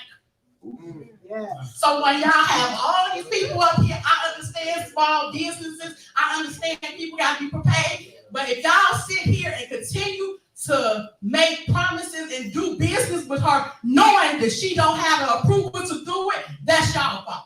We've been through this too many times. Everybody gonna be paid. People that have businesses, you should be paid. She sat there and said, finally, I see you right there. Prior to you coming, she said it was a free event. Do you know how many invoices we got for a free event? We did. I heard a free event. So it's not that we don't want to pay you, it's she lying. Are y'all paying? But this is what I'm saying. It was something that she stated was a free event. And then we see. Then we see the invoices. Free to the public. But then we see the invoices. That's not how she portrayed it, sir. Okay, all right. So, don't stop me now. Don't stop me now. I'm not stopping you. If You you got it got all loud. I didn't interrupt you. Come on. Okay, so let me finish. Okay, go ahead. So let me finish. So then you got these people send us emails with a company that she entered into with no contract. Yes, we approved for roofs and windows to be paid. But for them to send these senior citizens and veterans an intent to lien their property because she won't give us the documentation that we asked for, it's on her. It's not on us. What you hiding for? Give us the information. You give us the information, we can pay to have what's done. It said $250,000. Right now, based on the information that we can just pull up, because we don't even know everybody, we already at $325,000 for windows and roofs. And she said it was 400 people that applied. So when she started talking about smokes and springs and these 5 trustees won't pay people and people want to take my seat, this more than a part-time job. I live here. You sit here telling me that you want to raise my taxes because if you want to party, you want to rap and make videos, and I feel sorry for these police officers and everybody up here dancing around acting a damn fool. So don't do me like that. I am a citizen. I pay taxes here. We are sitting here making sure that we have what's right for the village. They sent us something yesterday, Friday, no contract. They sent us a resolution. Some people around here campaigning ain't even looked to see how much we paying somebody else. We about to have to spend almost $400,000 for contracts that ain't been done when she was sitting on the board as a trustee. So why everybody smoking and doing all of that? We're not doing this because it's a show. We're doing this because we want to make sure we don't look like all these other places that's going down.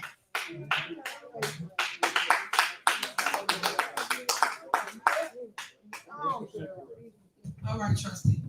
Okay, so I'm gonna say this, and then we're gonna move on with our vote. And no, Frowny, they're not paying you. They took you out of the water list. That's why I asked them to add everybody back in, and as you can see, they said no. Trustee Belcher has said a lot of lies and a lot of misleading information up here, as she always do. So the problem I got, the problem, hold on, go sit down, go sit down, go over there. That's not the deal with me. Read that. Too far. I got y'all come and get her before I get her. Y'all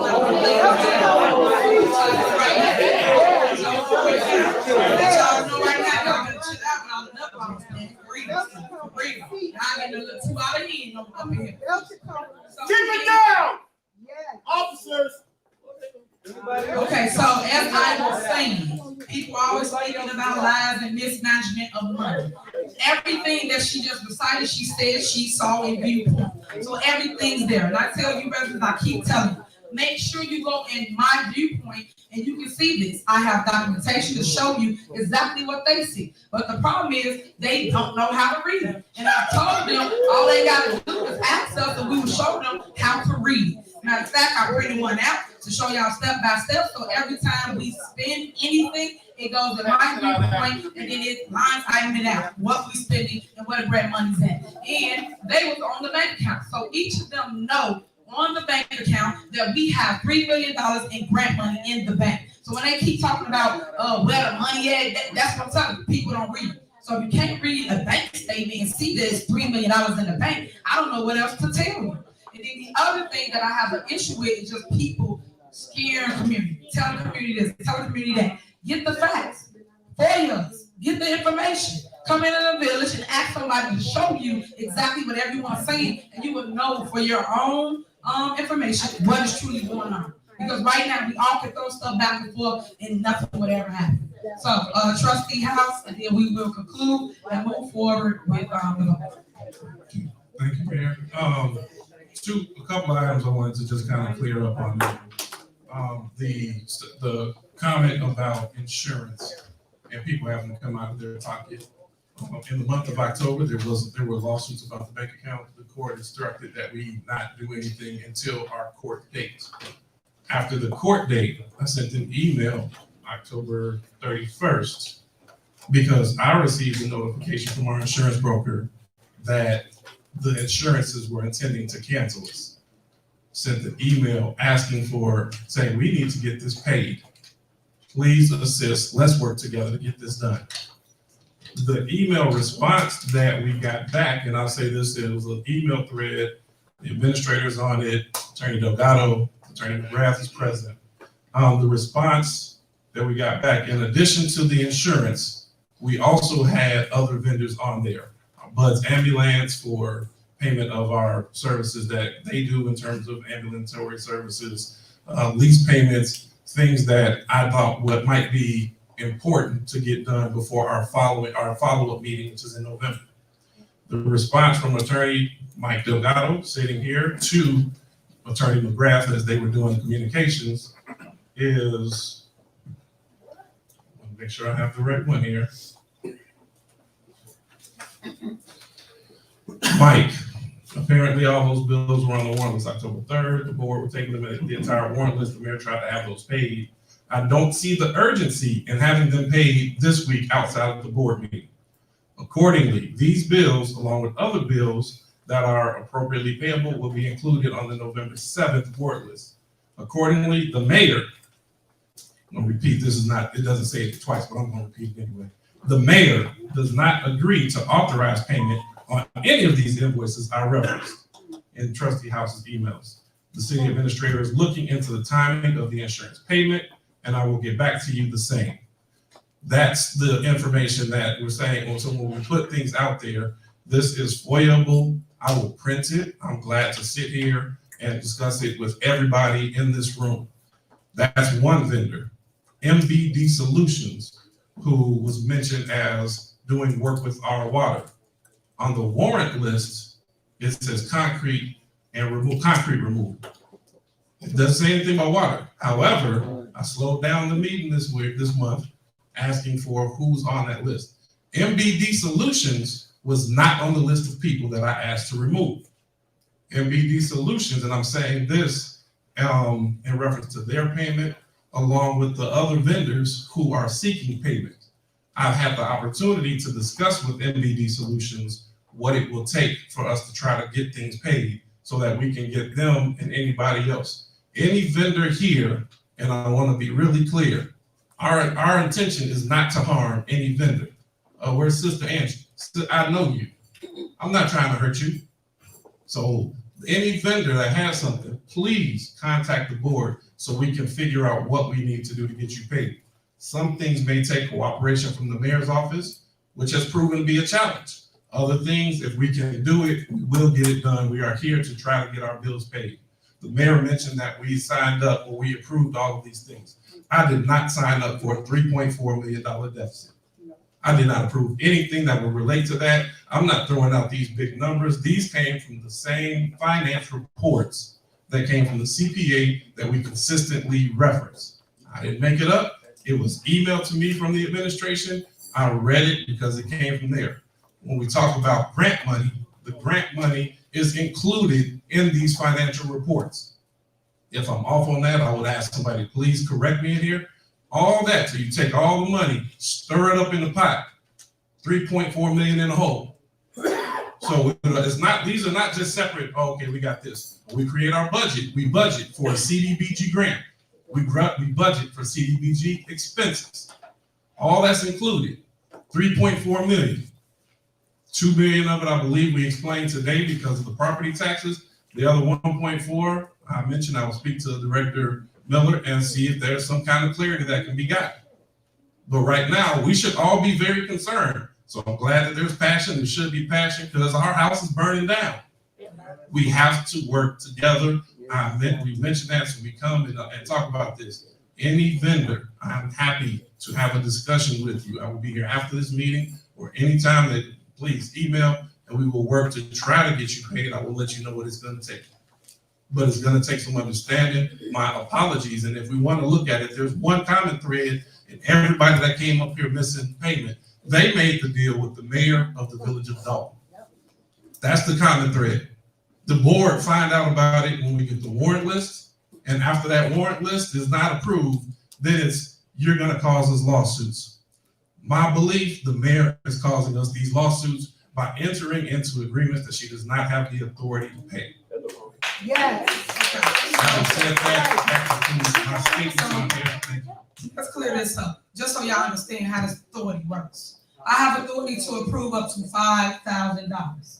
So when you say authority, the people you speaking of authority, he's $3,000. The what was she? Angie, she was $1,000. Her bill go up because y'all don't pay it every month. So stop it.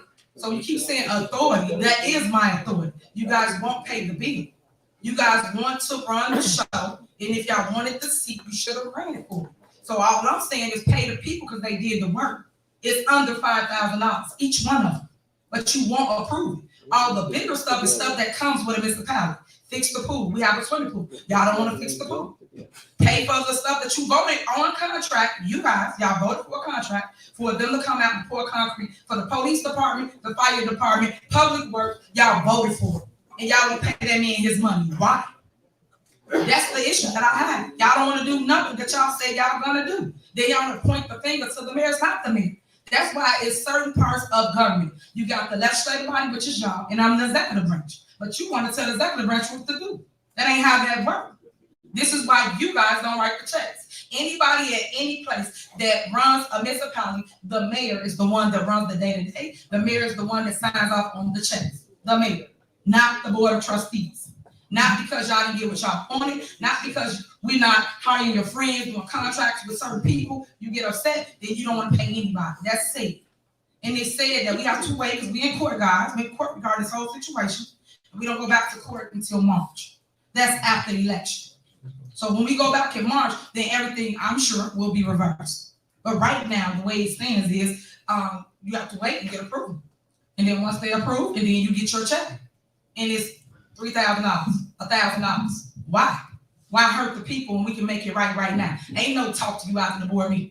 You had 30 days before a board meeting to talk to any of these vendors and make it right. Now if they can wait another 30 days, now they 60 days in the hole. They got bills to pay. Some people, that's all they got. But you still choosing not to pay them. Why? There's no reason. Y'all got no logic not to pay them. And how bad it has gotten that y'all not telling the people that y'all may not know. Let me get y'all run the day-to-day operation. Me, one of our biggest suppliers, we called to get a light pole. They told us they ain't giving us no light pole because these 5 people would not pay the bill. You shoot down our credibility. You making it harder for us to do things in our village. When any other time we buy things on credit and then we get it back when it's time. Again, something that don't cost over $5,000. If it's an emergency, who they call? The mayor. Who makes the decision? The mayor. And so you guys can learn to respect the seat that I sit in, then you will understand how the day-to-day operation is run. We do not wait on people. And then, matter of fact, speaking of that, trustee house, when you coming in to sign the checks. So once we approve this tonight, the way the process works is the next day after 2 o'clock, people come and they pick up their checks. But this person, because they work 9 to 5, they don't do what I do. They don't have the time for you guys. You want to wait another 2 days before you come and sign off on people that have been waiting over 30 days for their money. That's not how the process works. When the previous mayor was here, it worked the same exact way. But you want to change it because y'all want it to be about y'all. Y'all want to be in control, in charge. All I'm asking y'all is do what's right and let's fix it and pay the people. It's the holidays. And y'all still don't want to pay them so they close out their books. Things and time that they giving up for the last couple months for our village, which our people needed. People got their trees trimmed. People got concrete, meaning sidewalks. People got streets and alleys done. And now we just saying, oh, forget you, we're not going to pay you. That's not right. And like she said, a little mom and pop's, I ain't call it store, contractor that lives in the village of Dolton. Angie lives in the village of Dolton, and you rather hurt your own people. That's not right. Y'all can make it try to sound all good, talk about this, talk about that, throw stuff out to scare people, talk about deficits, talk about we missing this, but it ain't got no concrete proof. Can't show people anything. It's all hearsay. And it's a shame that it's a joke to a lot of you because people are really hurting. This one lady, like I said, she cleaned up the police department. Y'all need to pay her. She's not on our payroll. She was on getting money through the warrant list because she has a business. But that is her check. And you stopped that. Why? It was like $800. Wasn't even a lot of money. But these are the people y'all choose to hurt that did a service. She cleaned up the police department. She get up the blood, the feces, all the stuff that's in them. But we didn't pay her. Why? And these are things that I'm asking you to just fix and have a heart, be a human being for once, and stop leading with hate and just say, you know what, I'm gonna do what's right today. I'm gonna vote and pay for this. The Christmas tree, the swimming pool, the stuff that the community asked for. All I'm asking you guys is put it back in and let's move forward. Are any of you willing to amend your motion, Trustee House, Trustee Steve? No, $50,000 for Christmas tree is not gonna happen. Okay, you see, okay, and that's fine, but just so you know, let me educate you real quick. Just so you know, in every other municipality, it costs $50,000 to $100,000 on the trees that they have in their towns. We did the research. Are they $3.4 million in deficit? It's a grant. Hold on. It's a grant. It's nobody's money we're spending. Some stop. That's what I'm trying to tell you, trying to give you the facts, so you can understand what it is. It's a grant. It's in the bank account. If you can't see it, I don't know, clean your glasses or something, but it's in the bank account. We have the money. You guys have access to the bank account. You saw that. We have the money. So all I'm asking is, if you don't want about a $50,000 tree, then you could have bought something smaller. But no, did any one of y'all say, well, you know what, Mayor, we don't want to buy a $50,000 tree. We're going to buy something small. When some Holland got a $50,000 tree, everybody around us have big trees. Downtown, everywhere, Orland, Tinley, everywhere. And that's how much they cost. And if I'm telling you we're getting it with grant money, I don't even understand what's the argument. It's Christmas, it's for kids. We need some to uplift our community right now. Our community is hurting, but yet you guys still say no. The ice rink, why? Grant money, why? All these things we can do, but yet my board chooses not to do anything. And then you make an excuse about it's $50,000, but no one comes up with another solution. Just shoot down whatever I say. If I'm saying let's buy trees, $50,000, you feel it's too much, come up with a better solution. If I'm saying do the ice rink, and you want to do something different, come up with a better solution. But not one of y'all do. You just shoot down whatever positive thing I got going. But the best thing about God is He always finds a way for me to keep moving. Amen. That's the best thing about it. Everything keep going. Everything keep coming. So people keep bringing us money. And the sad part about all this, and I'm gonna leave it alone. We're gonna call it wrong. The sad part about all of this is, y'all know that $600,000 that I kept begging and pleading with this board of trustees to bring to our town for a water park, a grant that I went after and got $600,000. Y'all know we didn't get that. They said no. We waited too long because we played with the resolution. When I say we, I'm talking about these 5 trustees. They did not vote to get the water park. Every single time, I put that on the agenda 3 times to get that $600,000 grant money. Who votes down, whether you like the person or not, improvements for the community? Because when your idea, you didn't bring it to the table, it's sad. Y'all got to wake up and see what's going on. Go back and watch other board meetings and you will see people just saying no, just to say no. Then what's the point of going to get things to improve your community? You don't have no board that will work with you because it's not their way. Why? We were asking for an application. There's no transparency. You just give it to us. We asked for by the time we passed it, they finally sent the application. I'm not going to sign off or vote for no grant when you're not being transparent. You ran on transparency, but you're not being transparent. We have over 200 outstanding FOIA requests. We got 5 lawsuits right now for they're not answering FOIAs. So this administration, she can say what she wants, but the proof is in the actions. The grant that you don't send us this stuff. You say a lot of stuff. We asking, can I finish my point? Go ahead. We're asking to be transparent. We don't have everything that we're asking for. And by the time you send it to us, then we vote for it. That's the reality of what we're in. This administration prides herself on doing things like the water park. I'm gonna do this, and my viewpoint is history. It's what's been paid for already. We don't need to, as a board, we don't vote on stuff. We don't vote on stuff after it's been done already. You come to us before it's been done. You tell us, okay, this is where I'm taking the board money out of. This is what do y'all think? That doesn't happen here. It happens after the fact, and then say, oh, y'all don't want to pay for it? That's not how government works. That's how dictatorship works, but not government when you have a board and a mayor. One has to run through the board. The board has to vote on these things. There's an ordinance that says $1,500 and $5,000. These water parks, $105,000. That's done. All this stuff is given to us after the fact. We don't know how much that slab of concrete that costs over there.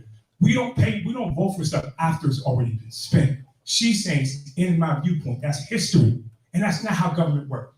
Maybe that's not how she would have operated as a trustee if this stuff would have been done before it came to her. We're asking, be transparent. Give us the stuff, give us the contracts, even with the roofs. All this, if we spend that grant money wrong, guess we gotta pay it all back. The village of Dolton residents. I'm not throwing that out there just to scare people. That's the reality. I'm not out here trying to fight just to fight. There's no responsibility with taxpayers' money. If y'all want us to be irresponsible and not ask the questions you want a yes for, and that's not what we're doing. That's all I gotta say. Okay, I'm gonna leave it at this. Ron, the engineer, I don't know if he contacted y'all or did an email, however he went, but he even explained to you guys about the grant that we did apply for, and he told you guys the steps, told you guys there's no paper copy. He explained to you guys that we did apply for it, and we did receive it, because he the one handled everything. So for you to keep talking about transparency, I gave you the person to speak to. Ron always speaks to the entire board, no matter what the issues are, and he always gives the information to the entire board. So it's just up to you guys to vote on the resolution that you chose not to. And it's sad because we've been fighting that fight for the last 3 board meetings to vote for that resolution. And it's sad, unfortunately, residents, we did not get that $600,000 for the water park due to the board not voting to send on a resolution to release the funds. So here we are. So can you please call the roll so we can move forward? We got several things on the agenda. It's 8:20, and I want the residents to be able to go home. May I be recognized, Mayor, for you to make that move? Okay, go ahead. Every work that has been done out in this village has been done at the hands of a human, no matter what race, creed, and color they are. They need to get paid, and we need to move forward. I mean, you can see things that have been put in prospect here, that have been built, that have been moving forward. Even we have African-American brothers or sisters, even here in this room, even those brothers standing back there in the back there, should be able to use their skills, that their hands, to remodel homes, to remodel any facility that we have. But yet, we sit up here and bicker and fight and try to go backwards. I said it once before, and I'm gonna say it again. Dr. King is probably turning over in his grave, looking at African Americans as we sit up here, bicker and fight. But my message is to see an individual come into this community and you want to fight for funds for this individual. Has Evergreen Park ever been through this? To throw people off of these, people to be sent to court? Has Bedford Park ever been through this? Has Oak Park been through this? Has Bergen been through this? Has Merrill Parks been through this? Has Westchester been through this? And the only reason I say that, then why do we have, and I direct this, and you know I'm directing this to you, why is it always the history that it's an African-American community that you come into, and I looked at the records, and you work as an attorney, and it seems like you try to break down the African-American community. And I look where Westchester haven't seen you, Rosemont haven't seen you, Bergen haven't seen you, Orland Park haven't seen you, Bedford Park haven't seen you, Evergreen haven't seen you. But it's an African-American community that have seen you. And it seems like that's the breakdown barrier that you come in and you try to stifle that money out of the African-American community. And then when we get African-Americans on board, it seems like you try to break them down to send us back. We're not going backwards. We're going to keep moving forward. And we're going to stand up. And if we have to fight you and anybody else to stop coming into African-American communities, as, and I'm saying as an attorney, and I looked at it, it's wrong. It is wrong.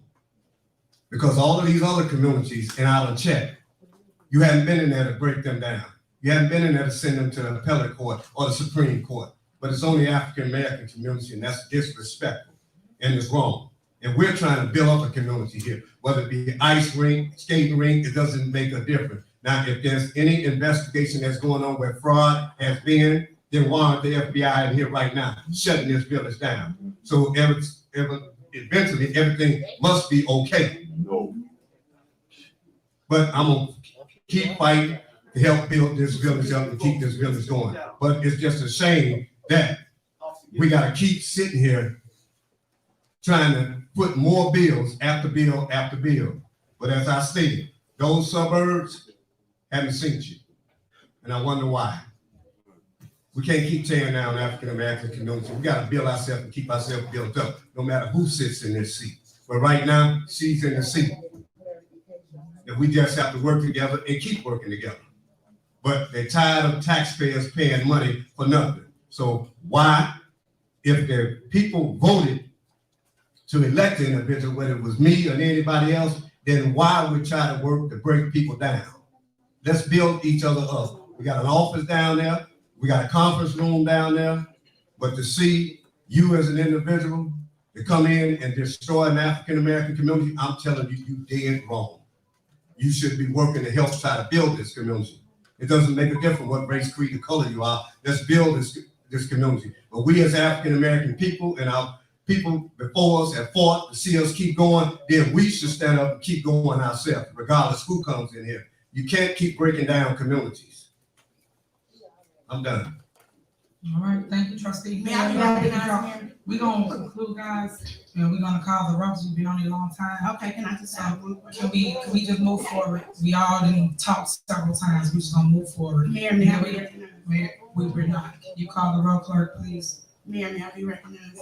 Trustee, we're gonna move forward. I just have a quick question. We're gonna move forward. We're not gonna debate any longer. Debate I'm not is debating, over I'm with. asking a question. Discussion's over with. Can you call the roll, clerk, please? I'm still talking. Can you call the roll, clerk? Call the roll, clerk. Ain't nothing to fix. I'm telling you to call the roll. She don't have the floor. So I do call the have- roll. She does not. It's discussion. Clerk, It's still can in you call the roll? discussion. It's still in discussion. There's no argument. If I'm telling her she ain't getting the floor, can you call the roll? We're still in discussion. Thank you. All right, thank you. Y'all see that? This group is better. Y'all see that? Why can't we just turn it? We've been. Trustee Brown. Oh, call the next person. We gonna pay the bills or we not gonna pay the bills? Call the next person. I know how to call them wrong. Trustee House? We're paying the corporate bills, from the warrant list, for December the 5th, removing the items that trustee House mentioned. And so trustee Brown. Aye. Trustee House. Aye. Trustee Norwood. Aye. Trustee Steve. Aye. Trustee Holmes. I had to pay the bills, but those other bills should be on there. Trustee Belcher. Aye. Motion passed. All right, thank you. Next on the agenda is new business. Approval of resolution number 22 authorizing an agreement with the state of Illinois and the village of Dolton appropriating funds for 144th Street Improvement Project. So just to give you a little history about this is we are improving 144th Street. Ron Smith got money for us as always. Thank you, Ron. And basically it's on the agenda so we can move forward with the next stages of the process. Can I have a motion? A motion. Is there a second? Second. It's been motion to second. Any discussion? All right, call the roll. Trustee Brown. Aye. Trustee House. Aye. Trustee Norwood. Aye. Trustee Steve. Aye. Trustee Holmes. Aye. Trustee Belcher. Aye. Motion passed. Next on the agenda is approval of the 2022 CDBG Village of Dolton Capital Improvements Reciprocate Agreement. Project will be number 2206-008. Again, another project. Ron is going out the funds for us in the Village of Dolton to do more improvements such as sidewalks, alleys, and resurfacing of streets.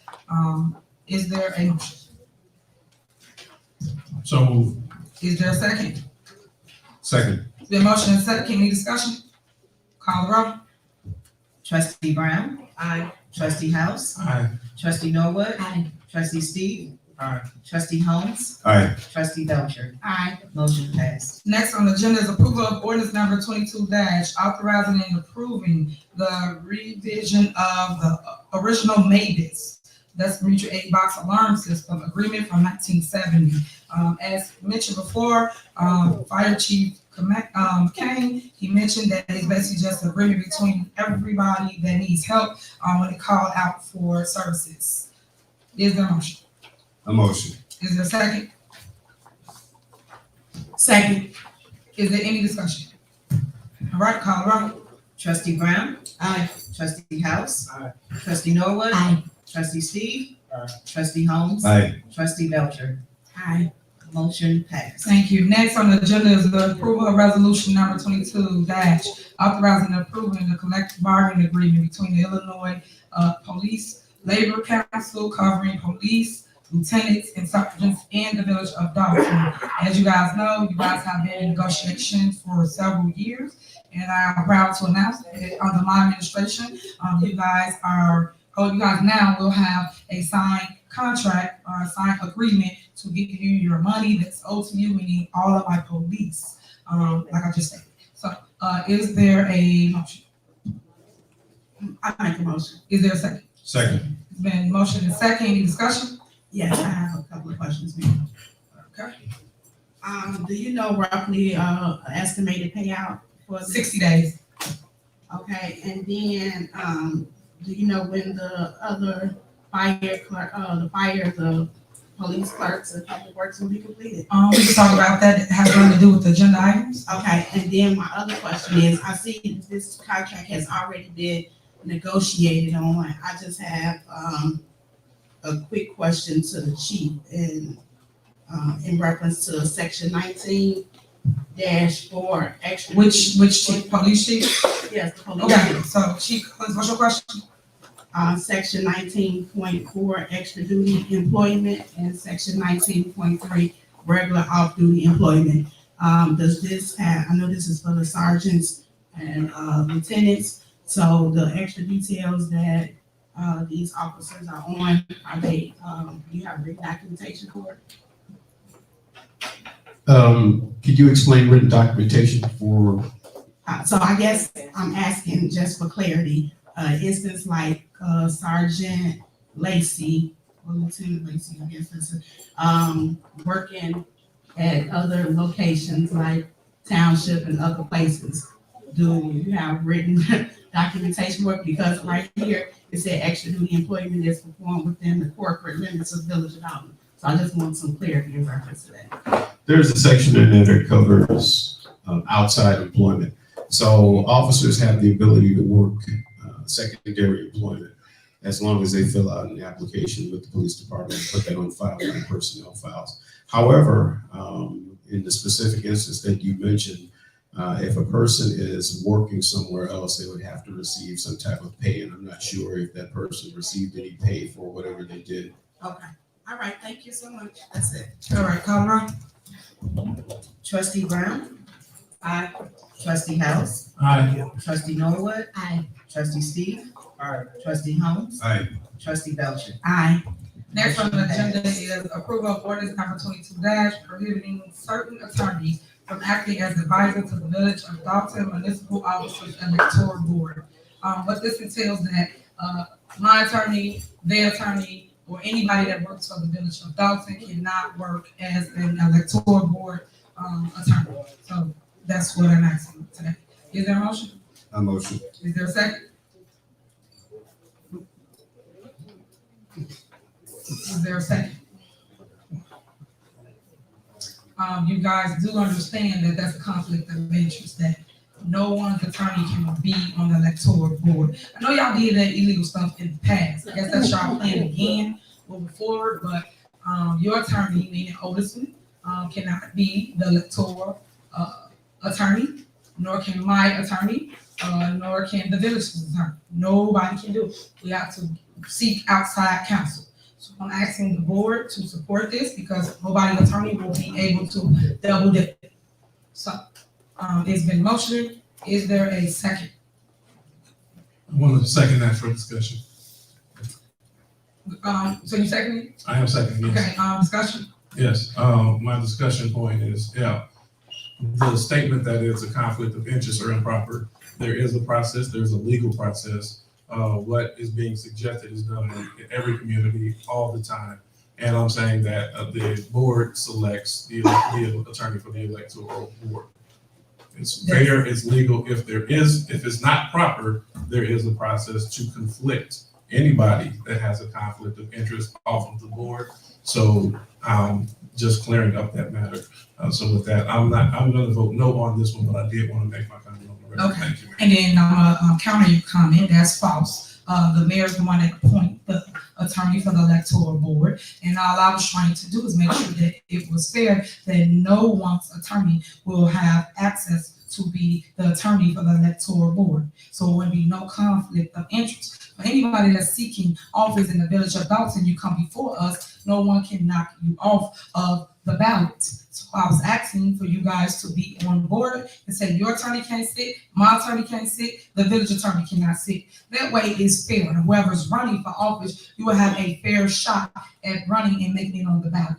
And trustee obviously have other plans to make sure they remove people from the ballot. So with that being said, call the roll. Trustee Brown? No. Trustee House? No. Trustee Norwood? No. Trustee Steve? No. Trustee Holmes? Aye.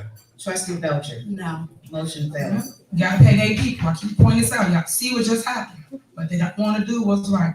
Myself included, everybody was included in that, they still said no. Next, we have approval of Oak construction payments for roof and window program.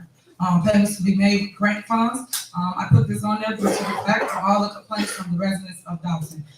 Is there a representative here from Oak Construction that come forward? Okay, John, come on up. You got the podium. And is there a motion to approve Oak Construction payments for the roof and window program? Is there a motion? A motion. Is there a second? I'll second. Is motion and second to pay Oak Construction payments for roof and windows. Any discussion? I'm gonna give him the floor. I'll make a statement, and anybody that wants to chime in, you can. Basically, I put this on the agenda because several people have complained about not receiving their roofs and windows. They was next in line to get either one, the roof or the windows done.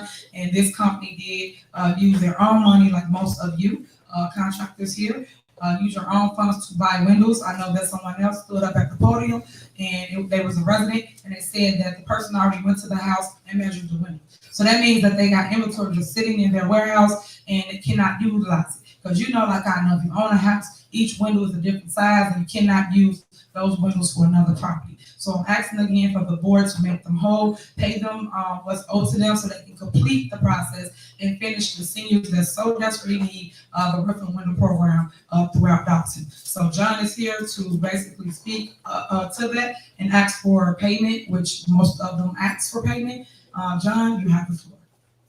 Just like to start out by saying that the letters that were mailed out to the residents was by mistake. It should have been mailed out to the board and you as mayor. Otherwise, I'm just here seeking payment for work that we've completed for the homeowners already. All right. Any discussion from the board? Yes. Again, this is a prime example. She entered, and this is her contract. You suppose it's in the RFP, request for bid, all this stuff. It's no fault to you, but she didn't do the process correctly. If we don't do the process correctly, we're on the board on a whole, or we can be caused to pay that money back. This is her thing. We don't want residents to get liens on our property, but we want to spend grant money correctly. And when it's not done transparently and it's just given to us, we don't know who the contractors are. How will they pick? How did you pick the people? Last board meeting, Trustee Norwood said, if there's nothing to hide about how you're spending this ARPA money, put it on the website. Let us all see how you're spending this money. We don't know how you're spending it. We just see the stuff after it's spent. And that's again, that's not how government's run. That's how a dictatorship is run, but not government, not democracy. So put the stuff on the website, Give us to us so we can pay this man. We want to pay this man, but she's not giving us everything that we're asking. We don't know how she picked you. We don't know if it was RFPs, anything. We don't know how much she spent it. We don't know. We see it after it's spent, and that's not correct. And there's no way we can operate as a board. We're not trying to control. We just trying to get the mayor to be transparent and do things right. Not just because I want to help you, I'm going to do it. That's not how government works. So again, we are wanting transparency. We want to come. We don't have. Is there a contract with this contract? We don't know that. We don't know nothing. And if you got it, again, Trustee Noah said, put it on the website for everybody to see. But since you don't, there got to be something to hide. There's something you're doing that's not right because you're not giving us the stuff that we asked. I actually asked last month. I tried to pass it. We can't get nothing on the agenda. We put stuff through. We don't get nothing on the agenda. And I want to ask the attorney, how come when we send stuff through, how come it doesn't end up on the agenda? I actually put an ordinance. We put an ordinance together to actually put a whole checks and balances to have residents actually look at the spending and they make the judgment, so they're independent of us. And it doesn't get to the agenda. We asked, she's trying to raise the credit card limit to $200,000. We put an ordinance in place trying to get a little clarity on that. It doesn't end up on the agenda. So this is the stuff that's happened. I don't have to make this stuff up. But if this stuff was to be put on the agenda like we asked, then we would have had a law or ordinance. That's what we do. We pass laws and ordinances that govern the town. I've tried to pass a law and ordinance to add some clarity and some transparency to how the vendors are being spent, how this ARPA money is being spent. If the mayor can just spend how she wants and no checks and balances, why do you have a board then? You have a board because you have to have checks and balances in government. That's why we're here. So if this stuff was passed, if we got the actual clarity of what's been spent, how she picked these contractors, these are her contractors. These are her choices. The board didn't have nothing to do with these choices. So we cannot continue operating this village and not matter. And all she's going to say is everything he just said is a lie. He's smearing y'all, trying to scare y'all. I don't have to lie about nothing. But again, if this was going on the agenda, we would have had a clear transparency, and we can pay this man if we get the stuff that we ask. If you put it on the website, we can clear up all this, but it's not going to happen. Okay. Yeah, that's what the mayor's the reason why you're not getting paid. We're asking for certain things, and if she don't give it to us, we can't pay. Okay. Because we're on the hook for it. If we vote for it, then we're on the hook for it. If it's done wrong, we have no transparent how it's done. Okay, I like how they blame the mayor. You just saw for yourself who was responsible for not paying you your money. They took it out of the warrant list once again. They could pay you your money if they choose to. They choose not to pay. As relates to vendors, I cited at several different board meetings that I was looking for contractors and people to come and do the work as relates to the roof and windows for the singles. We had Evan, I believe, because I cited it before when Brian Thigpen was here. He was the one that was over that. I didn't go pick people. People come to the village, they apply, they want to do it, they do the work. I care less who does it, as long as the resident get the service. He want to keep saying friends and people. No, I don't know half the people that actually was doing the work. It was just someone that came in and said they have a company and they wanted to be added to the list. Brian added them to the list and then they did the work. Some people could keep up, some people couldn't because they didn't have the manpower or they thought our numbers was too low. Unfortunately, you guys was one of the main people that actually kept taking on more people as people was dropping off. You took on more, and I appreciate that, but it said that they do not want to pay you now. It said that you had to front your own money for a project that's funded by the village. It is grant money. You keep saying this and saying that. I do not need approval for money that I spent as relates to under the $5,000. And I keep telling them this. We have a whole ordinance that says that. And they know the law, but yet they don't put out there, I'm just waiting for spending. I don't spend past my cap. My cap is $5,000. So we put it on the agenda, they still don't approve it. Your windows was $2,000. Your roofs was $5,000. So what is the problem? That's my issue. What is the problem? Then what's the point of making an ordinance if my cap is $5,000 and I can't sign for my own $5,000 that you guys did the work for? So that's what I'm saying. This is where the game and the show come in at, because you should be paid. You did the work, the residents happy, the residents are warm, people don't have water coming in their homes, and I think you should be paid. I'm asking the board again to reconsider and pay them so that they can move forward and complete the projects that they have on hold, because they have windows and things in their warehouses that they went out, did a consultation, and measured for. So I just don't think it's right to hold people up because you keep saying all these things, and we can just make it right by making this company whole and paying them. So would you guys reconsider? Can you put on the website how you pick these contractors? I just explained it. I just explained to you word for word what happened, how it went. That's what I'm saying, because I don't dance to their show or I don't do it how they want. They got a whole problem. But I explained to them what I do. I'm being transparent. I'm telling them exactly step by step. I'm telling them what happened. I'm referencing points, telling them previous board meeting. They can go back and watch tapes, all kinds of things. But it's not good enough. It's just they don't want to do it. Mayor, man, you don't mind? Yeah, you can go ahead. Mayor, I just want to ask,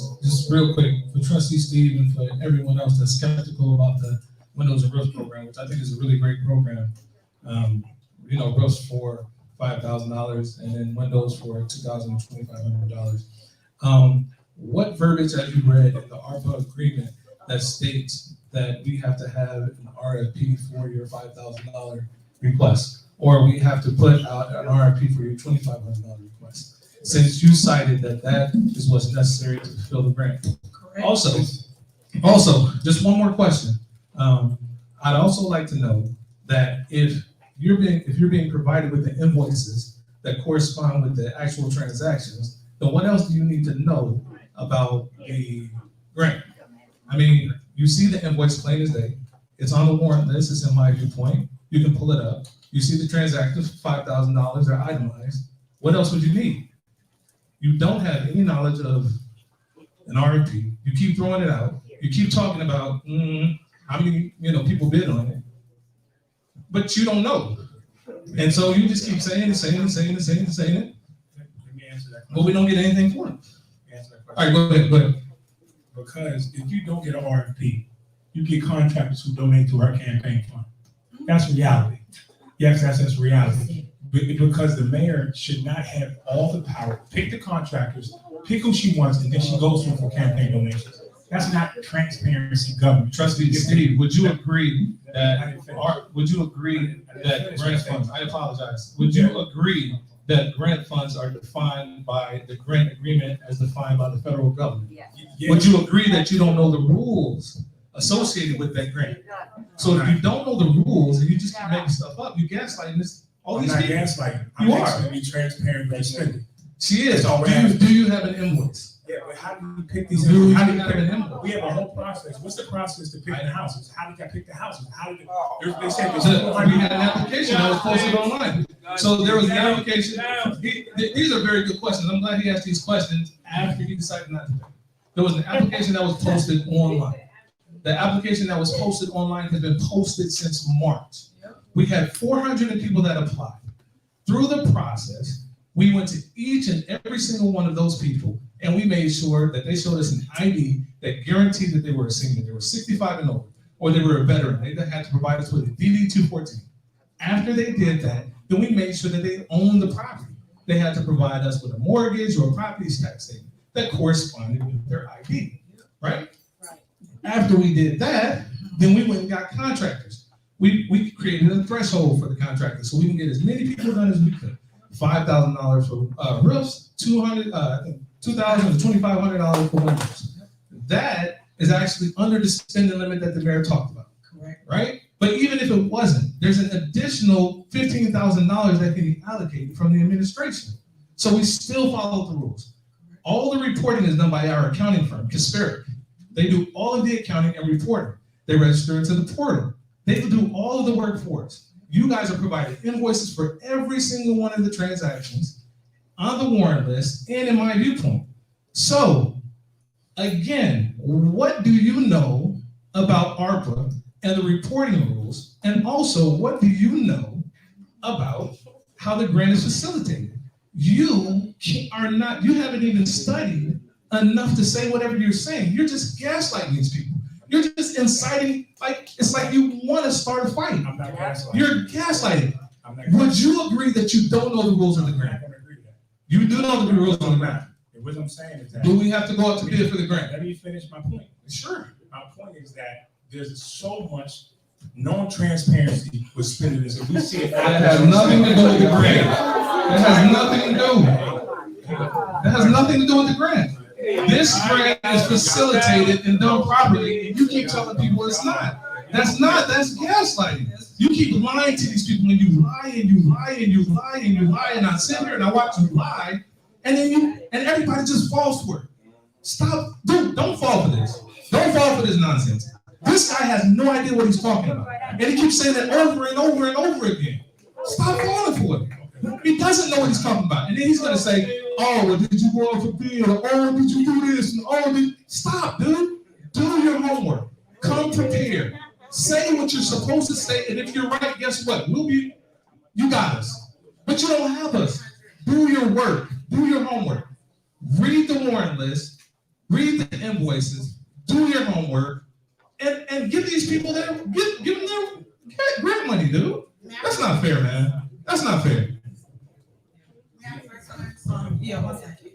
So basically what he's saying is so true. That's why I always say, read up here and everybody get offended by it. But if you do read, you can read for understanding and get clarity. Because in the grant, it says exactly what the village administrator just stated. And if anybody wants a copy of it or wants to read it themselves, you can. But we've been following the protocol. And I'm under every threshold as relates to what they saying I can't spend. But yet they still won't approve it. But you have orders that say I can spend those dollar amounts, but you still won't approve it. So that just show you that it's a roadblock, it's hatred. People don't want to see you progress and move forward. And it's not one of our homes, it's a resident home, it's a senior, someone that truly do need it. And I just feel bad for those that need it before the weather turns, meaning the snow comes, because some people actually do have homes in their room. They do have raccoons living in their homes. So I am asking for people to still go out and help them if you could, please. Add it onto your holiday cheer for the season, because right now they do need the help. And I'll give you the addresses to those properties that do need a roof, and maybe you can put something over it,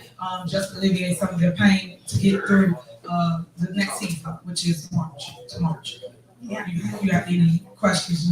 Like I said, I'm just here representing my company that rendered services to the village. Correct. Just looking to get paid. Thank you for your service. Yeah, and thank you. So hopefully we can get it right, and we'll see. Please keep it down. You folks in the back also. Okay, anyone else? May I be recognized, please? Just for clarity, I just listened to what the village administrator said. We want to pay these people. I'm gonna say for myself, we want to pay these people, but he just started quoting some stuff about the ARPA funds and stuff. We voted, and when we voted on December 8th, that's how we voted as a board to make a governmental decision of how much was gonna be paid, how much was gonna be allocated. Based on the $250,000 that we said that we were gonna do, we're already at $325,000. The thing is, when you keep saying we met our threshold, some of these houses, and I know one of the people stated that their billings, the amount was $5,000. So that she knew that she couldn't go over $5,000. So the next invoice after it is $1,000, which makes it $6,000. So it's two invoices for one property. It's simple math. Simple people talk about read. Yeah, you read and you have common sense. So if I know that I can't spend more than $5,000, I'm gonna give you two invoices to get the job done because I'm campaigning hard.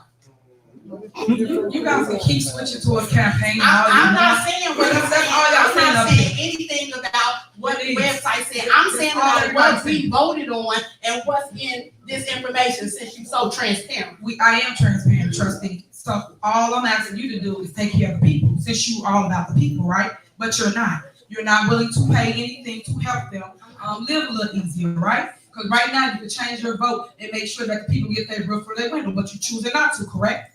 Be transparent about that and take I'm care of being people. very You're not. transparent. You're not willing Any to do that. vendor that are willing to any type of business in the village of Dolton, so please make sure that it's been approved before you do the work. And just so y'all know, my thing is $5,000 that I can't approve. So if they still want to hold up money, and I thank all the contractors that's sticking with me, because they will be removed. But remember this, they keep saying campaign. On February 28th, y'all make sure y'all get y'all busted and polls and remove all these people that's holding the progress that's on this board. because they will have their day as well. Because I'm tired of the back and forth. I'm tired of begging and asking them to do what's right for the community. And it's a shame that we got to sit here for hours to go back and forth. And they could call, set up meetings, and went over each thing before we got to the board meeting. Why can't we be like other communities? When they go in and they just vote. Why? Because they hear their conversation in the back. For us, we do not talk. We do not communicate. And that is the problem that we have right here before you. So with that being said, we're gonna move forward. Okay, well, you can be last, and then we're gonna move forward because it is now 9 o'clock. So go ahead, trustee. Okay, thank you very much. Sir, I'm gonna just speak to what I'm looking for, my concern, and then what it will take for us to actually get you paid. The invoices that I'm seeing vary across the board. I see some for 2,000, some for 5,000, some for 14,000. Again, it's nothing against your company that you contracted with the mayor and are looking for services. When we talk about it, there's 400 houses that were verbally said that were to be that applied. I don't know if that means that they are qualified or did not. I had a conversation with the administrator. He said they do not all, so we do not know how many. If everybody were to get 5,000, I'll take the mayor's number, then 400 people at $5,000 is $2 million spent. On the grant, we allocated 500,000. We will be well over that, and that is the short concern. Having said that, to get you paid, because that's why you're standing there, and thank you for your patience.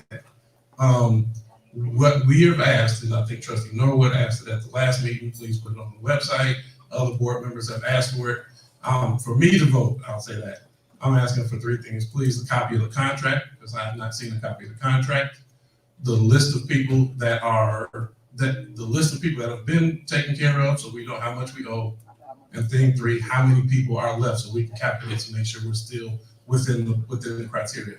And I'm not asking of that from you. And the reason we're not asking that from you is because there's your company and then there's other companies as well.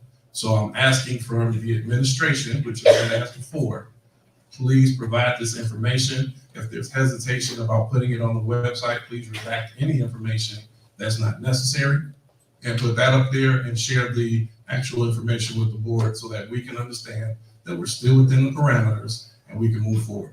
Those are the 3 things that I'm asking for.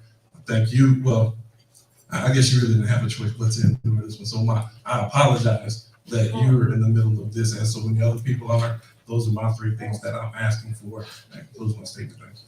Okay, and for the record, there is no contract. So I wish I could say it. No one has a contract. Like I just stated, windows are $2,000 and roofs are $5,000. So when you calculate, say $2 million spent, that's not true.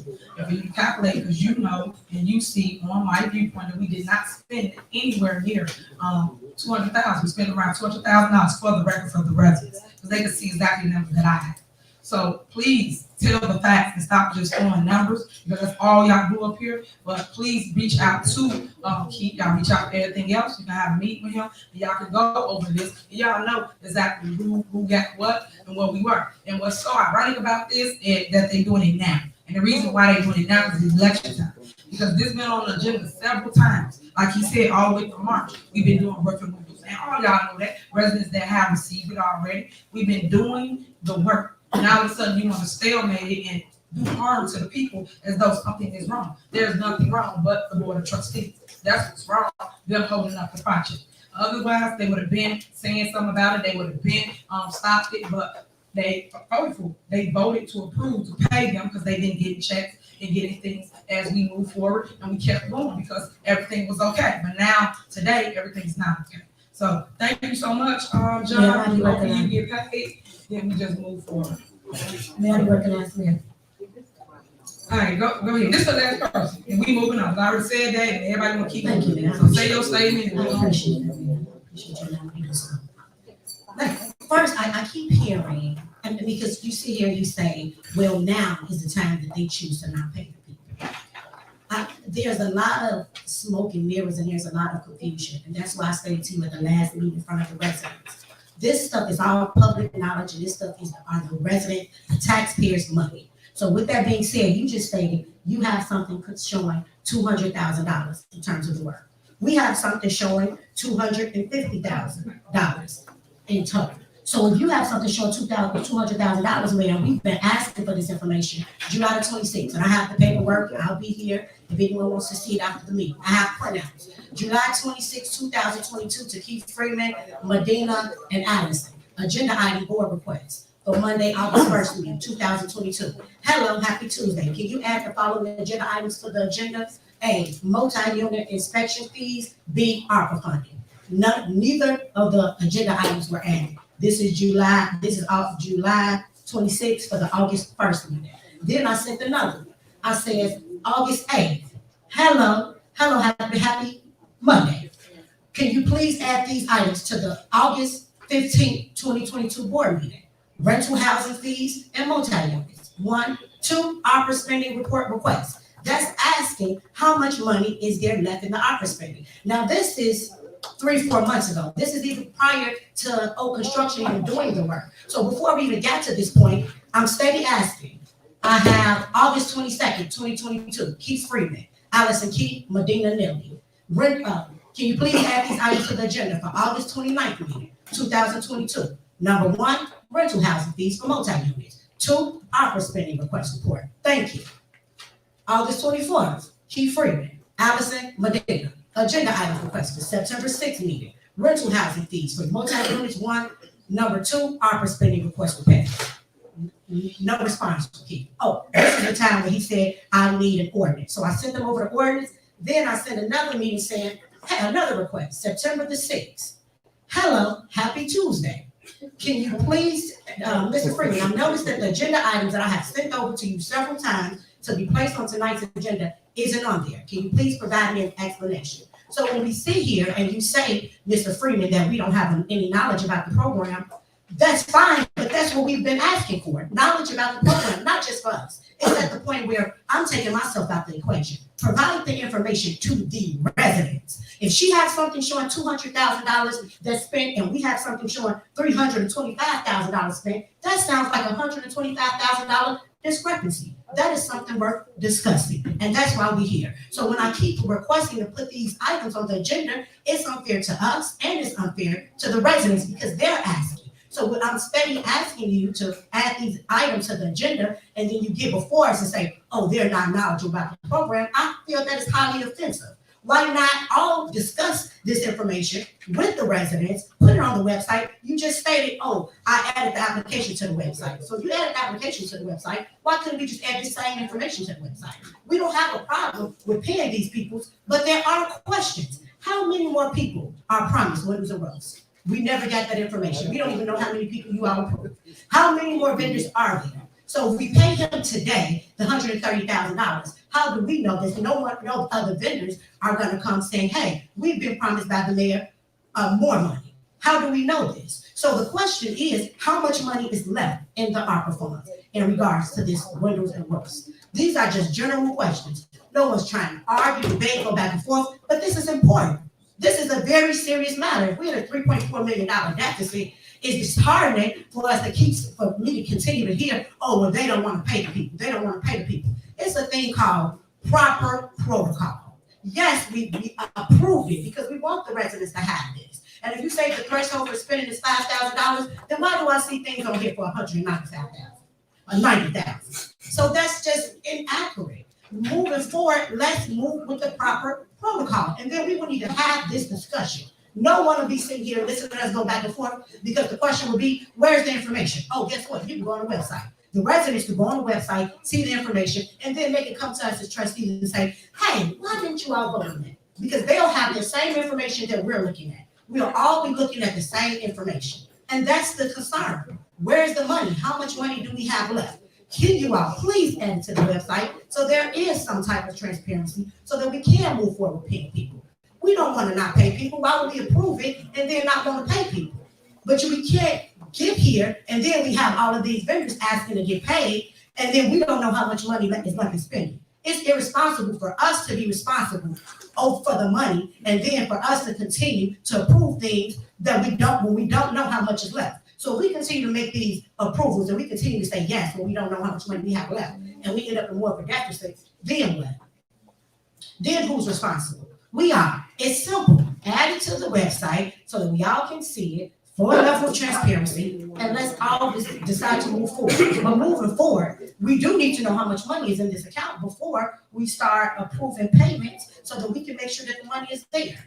And I hope that from moving forward that I can also get my agenda items added to the agenda. But because Mr. Freeman, I sent you several different emails and I have all the paperwork here for the residents at the end, a copy, and you don't add it to the agenda.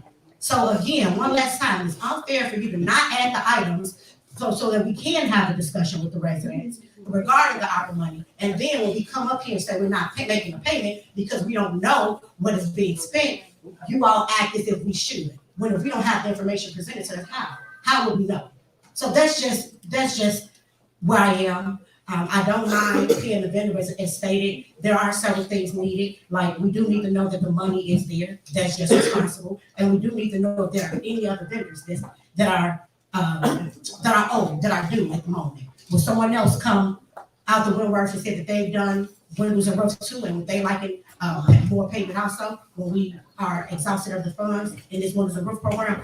How does that work? So that's it for me, Mayor. I'm just hoping that we can do transparency so we won't have to go back and forth. If you can put the information on the website, we're paying $120,000 a month for financial advice. And again, we don't have the information. For $120,000 a month, that's the least we should have. Just so we can do our job and we can be responsible in making decisions regarding these taxpayers' finances. Thank you.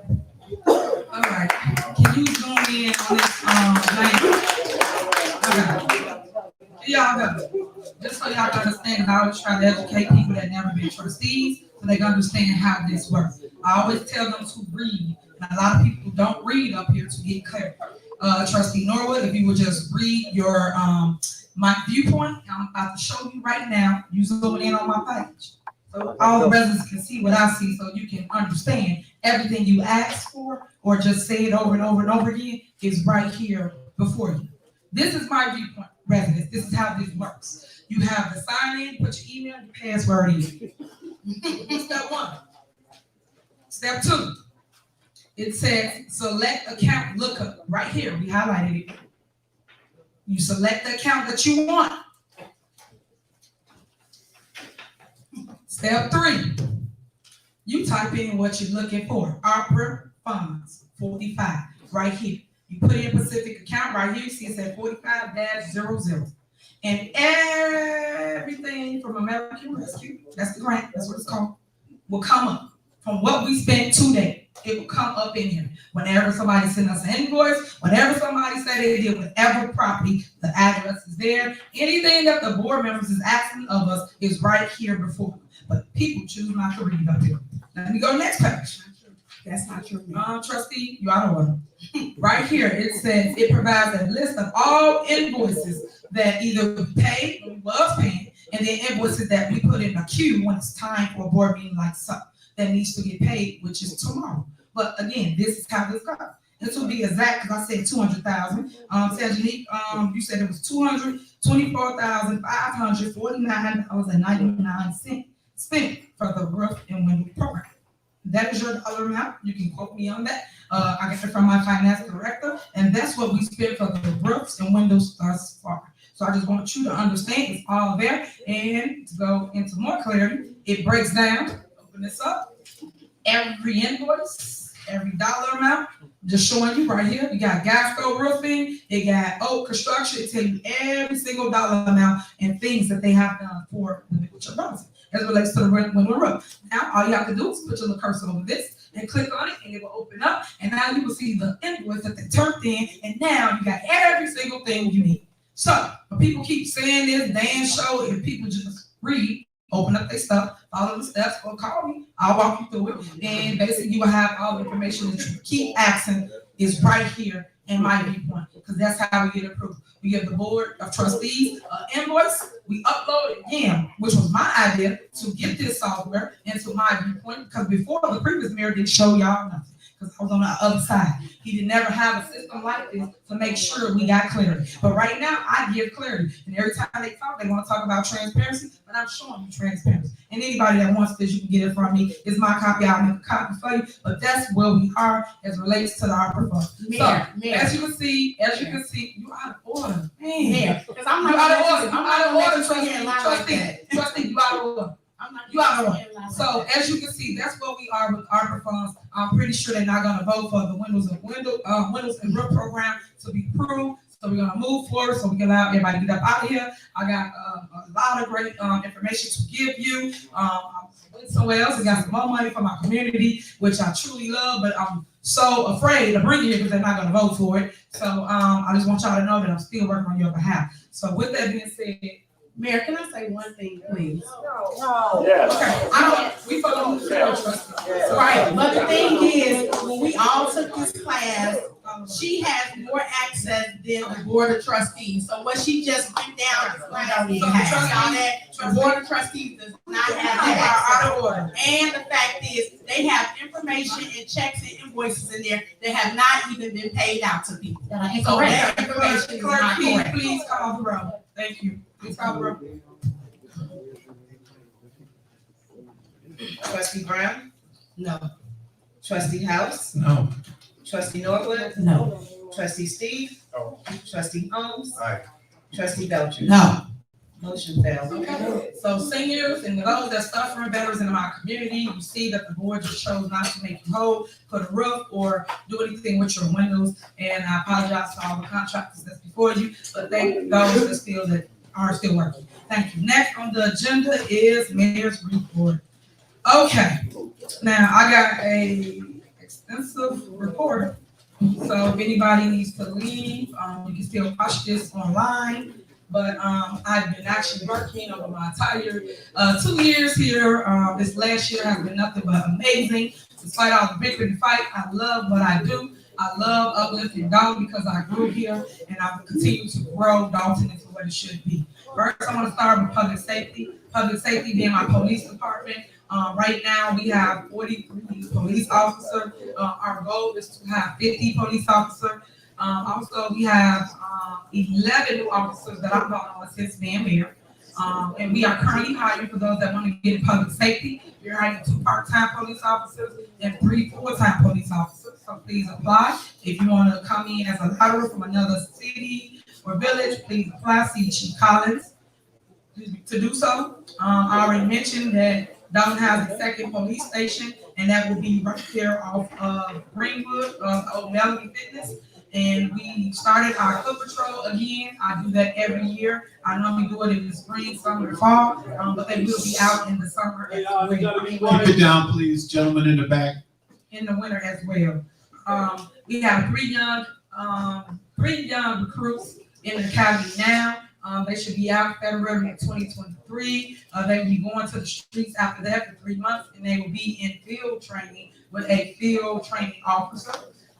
Cost was $2,800 per person, and we will get that back from the Illinois State Training and Standard Board. So we did fund that for someone to go and be a police officer. So I'm really proud of that because we got some young blood coming soon. And we are replacing our body cams. And something else that I'm proud to announce, a lot of people asking about the stop signs. We have 20 light up stop signs coming soon. You will see that throughout Dalton. And that's just to remind people that this is the stop sign, please stop. So we get them a little light action. I think it might work. We'll see. You know how it really is. Also, we have police cars coming in. We have a lot of vehicles coming in for the police department. So yes, we trying this out here. We're going to catch you now. Our cars go a little bit faster. So I want you to know that. And then the one-way stop sign on Wentworth, we will be putting that down shortly to wait for that to come back in. We ordered a bigger one-way just to educate people that that is a one-way. Right now we have a small one, but I don't think anyone would notice it. And we will send notices to those houses on that block so they know. But just notice, if you get it out my mouth, it will be a sting operation to basically pull people over to tell you that it is a one-way. So you need to read, make sure you don't go that way because you used to go that way because we have a lot of fatalities on that street on Sylvia and Woodward. And I'm trying to prevent that by making it into a one-way so you can go to the light. It's all about safety, guys. Next, the public safety threat to business ordinances. We created that so anybody in the village of Dalton, you have a business, if you have a shooting or anything of that nature in Dalton, you will have to be armed security once cited by us. So you might want to read up on that ordinance. I did tell them I mailed it out to all the businesses in our community so they understand the laws. Even though most business owners say it's not their fault or people come from all over, I get it, I understand it, but it is your responsibility to protect people inside. So that will go into effect. Next is we revitalized Village Hall, and also we put cameras in Village Hall as well, and we did the roof, and also we paved the outside lot. Fire Station 2 is now open, and we also bought a fire truck. That's for the firehouse. Public Works, we got new equipment. We replaced the sewer suction truck, and then we got a new fleet of snow plows for our senior snow removal program. So if anybody watching this and you need help as it relates to being a senior, you must be a senior and not have an able body inside your home. That means a grandbaby or a kid that can't shovel the snow. You will not be on the program. This is strictly for people that cannot lift snow, cannot be outside in the cold. Next, we're picking all the school zones into safety zones. We put down speed bumps off Roosevelt, right there on 146, Roosevelt School. We're going to do deep magnets, and we already did Burger Vandenberg. So I just want you to know that we're listening to you guys, and we actually try to make safety throughout the community, especially for the babies. Flock safety camera system has worked, oh my God, tremendously for the village of Dolton. It has gave us information that we so desperately need, such as license plates. When people steal cars, we was able to track it down, because when you go to another city, we was able to get the information through our flock safety cameras. And this helped because we have a lot of incidents that go on. It gave us descriptions of vehicles when half the time we don't know anything, but we go review it on the camera and then we get the intel. Animal control. For those that need animal control, and that relates to raccoons, loose dogs, things like that throughout Dolton. Hours of operations are Monday, Wednesday, Friday. It's able body here or driving around, and it's from 10 to 2. Their phone number is 708-697-0874, 708-697-0874. And for emergencies and after hour incidents, please dial 708-297-6859, and we will make sure we get someone for you. ESDA is out and about. I know y'all saw them at the basketball courts. I'm loving what they're doing, and a lot of people love that they're there, and the kids have not had no issues at the basketball court since reopening. Also, we did an LED light up the entire village. So a lot of our street lights have been replaced with LED lights, so you got more things to come. And then a lot of historical moments that we had for this last year is we hired the first female deputy police chief in the village of Dolton. We also swore in our first 2 African-American firefighters, meaning young recruits that we have now. And then I want to hit on one more time things we've done for the seniors. We did the snow removal program for seniors last year. It was a huge success, and we brought it back this year. And then we also always have a senior technology course, which a lot of people love. If you're in need of like learning how to use your Facebook, Instagram, Twitter, because they do all this. I know y'all don't believe it, but they do all this. And then they bring their tablets in, and we just actually show them how to do it, and actually show them how to utilize Zoom so they can host their own meetings. And then also did a roof and window grant for the seniors. For the fall events, we did a fall fest, we did a house head event, we did the reopening of the basketball courts, a back to school event which had free haircuts, hair braiding, uniform giveaway, and belt giveaway. We had a Halloween event. We had myself and Andrew Holmes about Universal Soul Circus to Lincoln School. That was awesome. We have a youth summit coming up, and that will be around spring break. So be looking forward to that. Conversation with the mayor, we do once a month. And then we also had a council walk, a bonfire, Stop the Violence March, hosted a national night out, 4th of July celebration, and community bike ride. Giving back to the community. One thing that Chief Collins just mentioned, if anybody are struggling, because I understand how it is around the holidays, please reach out to Kirby Rehabilitation Center. It's located in our village at 140-14 Park in Dolton. The phone number is 773-614-4002. Again, the number is 773-614-4002. And then we also have given out water bill relief of $1,500. We are still working on providing that as well for people that are struggling or behind. Amnesty program to forgive debt. And then we had a food giveaway and a gas giveaway. Community uplift projects, we did community cleanup throughout Dolton. We did it in the zones. We also had the alley program, the street resurfacing program, sidewalk project, tree trimming, demos, stuff people truly needed and wanted. Eyesores they've been living next door to for years. I did an executive order to make our community a second chance city. And we also have 90 acres that we had to clean up due to EPA. We had to clean up 142 in Cottage. And also we created a magazine called Dolton Proud. Grants that we brought in was for the police department, the cops grant. We got $1.1 million, which we currently have now, and that's to hire 5 full-time police officers. We did a ComEd Light grant last year of $2,500. We did the OPS grant, which was the $600,000 that we did not receive due to the fact of the board not voting for the resolution. So the money was awarded to someone else. We also got $1.5 billion Fed grant for capital infrastructure. That's for water mains and valves. $4 million for the EPA residential lead pipe replacement. $3 million in ARPA funds, and we keep talking about that, but it's in my report, but that's for the Windows and Roof program for veterans and seniors. We gave $5,000 grants to small businesses, and then also the CDBG grant.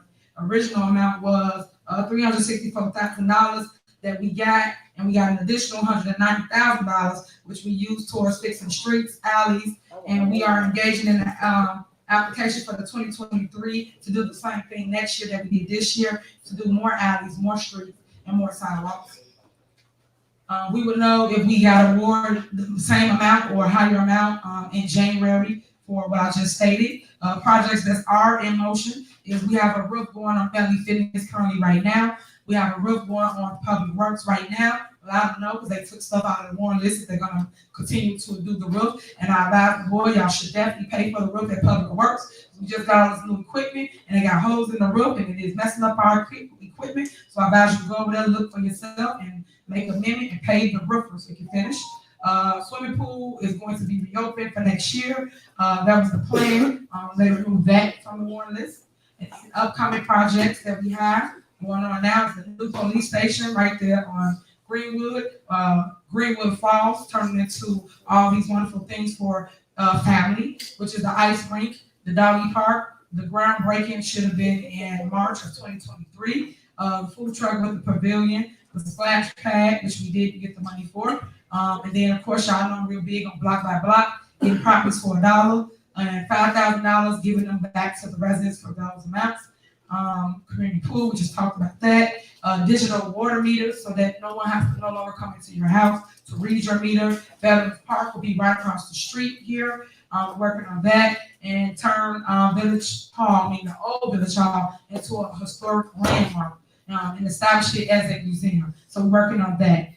One big movement we're working on now is a youth movement, and we have reached out to a couple schools throughout our community, and we have a contest to design a city vehicle sticker contest. Y'all know real big on the cancer movement, so one will be a design of cancer, so you can buy a special sticker if you like, and then another will be something regarding our city. The next one will be the Welcome to Dolton signs. I want to upgrade those and make it more convenient and not so hard. You got a lot of concrete. The new slick ones that everybody's are putting up, it just sit like a banner. So those are the ones I'm looking to purchase. Tree lighting ceremony will definitely be this Saturday, December 10th, because they did take the tree out, but y'all already know the wheel does away. I'm definitely gonna get y'all a tree. So the tree will be lit up on this Saturday. So make sure you guys come out, and I will pass out flyers so you can be there to see this tree get lit up, because people in my community deserve things that y'all see in other communities. I'm not gonna let the kids not have a tree in our community. Next, and for other notes, the demos is still being done throughout our community. So if you have a property you live next to that needs to be demoed, please reach out and let us know, and we'll add it to the list. I got a couple videos for you, and then that will conclude my report. But I wanted to read for you everything that we had before you. So we're gonna start with the first video. We do a lot of fun stuff. Let me just give you a whole scenario real quick. We do a lot of fun stuff here in the village of Dolton. I was trying to make sure that people are Tina, you good? Okay. I try to make sure that people are aware of the wonderful things that we have before you. But I was trying to get community involvement. I try to get my staff involved. Y'all see TikTok, Facebook, Instagram, all that. Everyone does them all over. But it was a lot of fun, and it helped the morale throughout the village. So I want people to know that you gotta have fun with this, despite all the negativity things you do get. You gotta stay uplifted and push and pull other people and say it's okay. This too shall pass. Don't let people take your joy, because what you gonna see before you on this video, that's my personality. That's how I am. When I come to the board meetings, unfortunately, it said that we got a bigger fight, but I'm gonna go back to being what you're gonna see on this video no matter what. So this week we will have a lot of fun. It's Christmas time, and I want people to enjoy each other and love on each other. Because a lot of people are missing loved ones throughout this holiday, and they need a little holiday joy. And I appreciate people saying that police officers dance like that fools. Y'all did an excellent job, and residents loved you for that, because they didn't know y'all human. So y'all keep on trying around in those videos, because they actually are speaking up for you. It's a shame that they ain't got no love. They want to be the Grinch up here and say things negative to you like that. But y'all be awesome. Y'all got a new police station. Y'all got new police cars. Y'all working on new body cams. So we uplifting y'all, and y'all happy about it. So don't let nobody take your joy with negative comments. So play the video, Tino. Roll.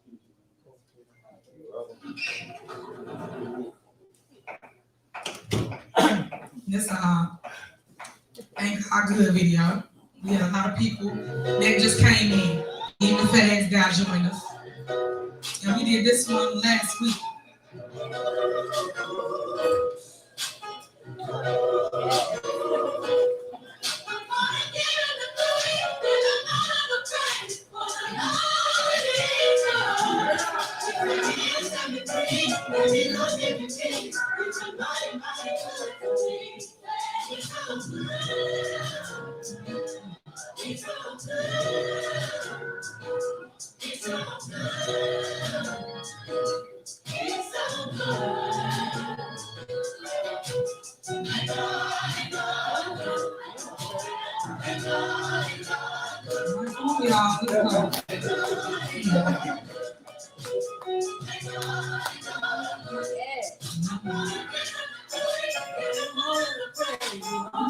So as you can see, we did this here in Village Hall. We make different videos just to uplift community, and then we share the love throughout the community to residents. A lot of people enjoy it. A lot of people like that we all together. Because as you can see, we are all quiet going on. So it was really good. And everybody knows God, so I was praising him ever.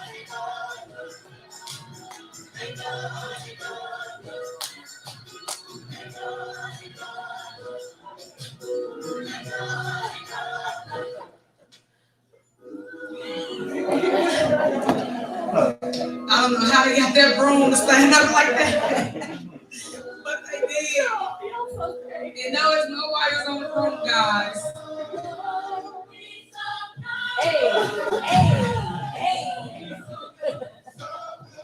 But it was a lot of fun.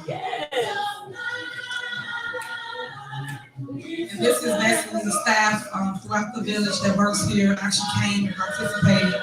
We asked and let everybody know they could come out and join us. For the record, lunch break, just put that out there. They all came, and it was again fun.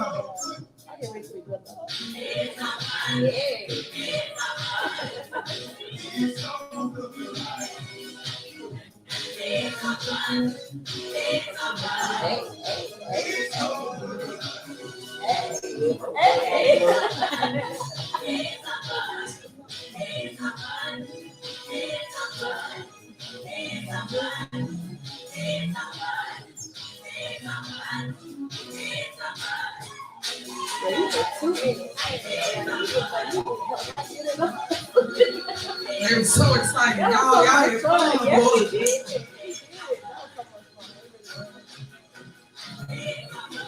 Look at blue.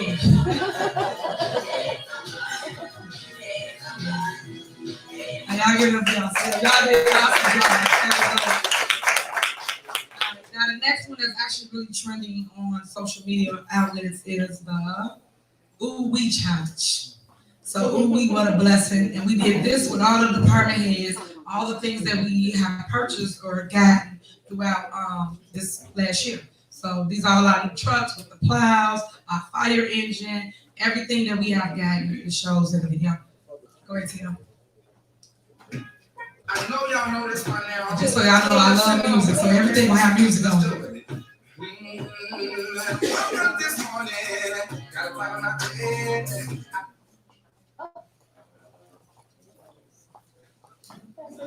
Run it back, run it back. So just sing along with me, okay?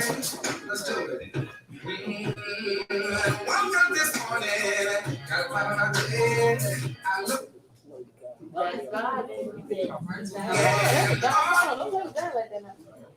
This is what I said.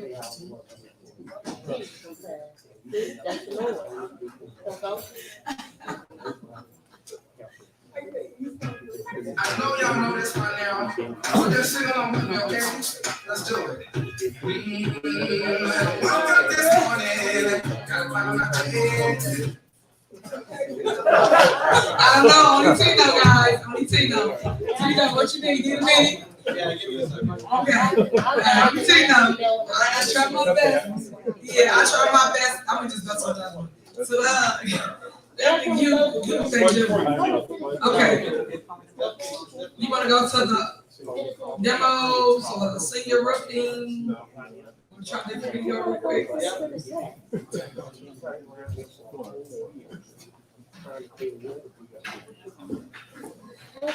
Okay, so this video is the demo sidewalk video. Tino? Yeah, it's a demolition video. Okay, not the senior one, right? This the, That's next. okay, this the demo. So, as you guys know, that we've been doing demolition about tearing down our sewers, things that you guys have been complaining about for years. Especially this one actual building, which is right on Sibley. Everyone that knows this history knows the story for this building. I know that it was a shooting years ago from Sibley. It used to be an old insurance company. It basically did tear this down. Now it's just a plot of vacant land. Even though it's leaning, it definitely needs to come down.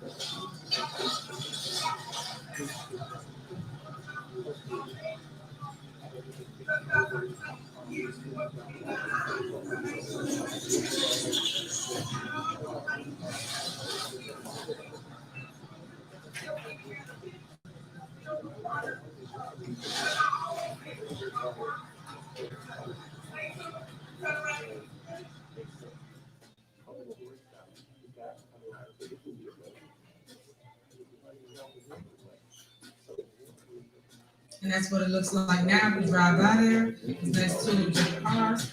And then this is the sidewalks that we always do. Throughout the community, on every side of town, scattered.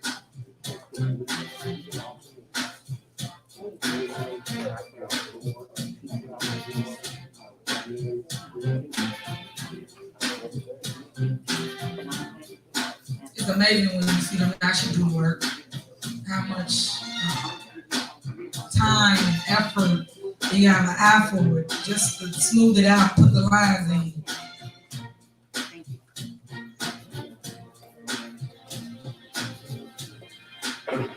And again, it's just us showing you different clips that's scattered throughout Dolton to show you kind of what's going on with the demo and sidewalk program.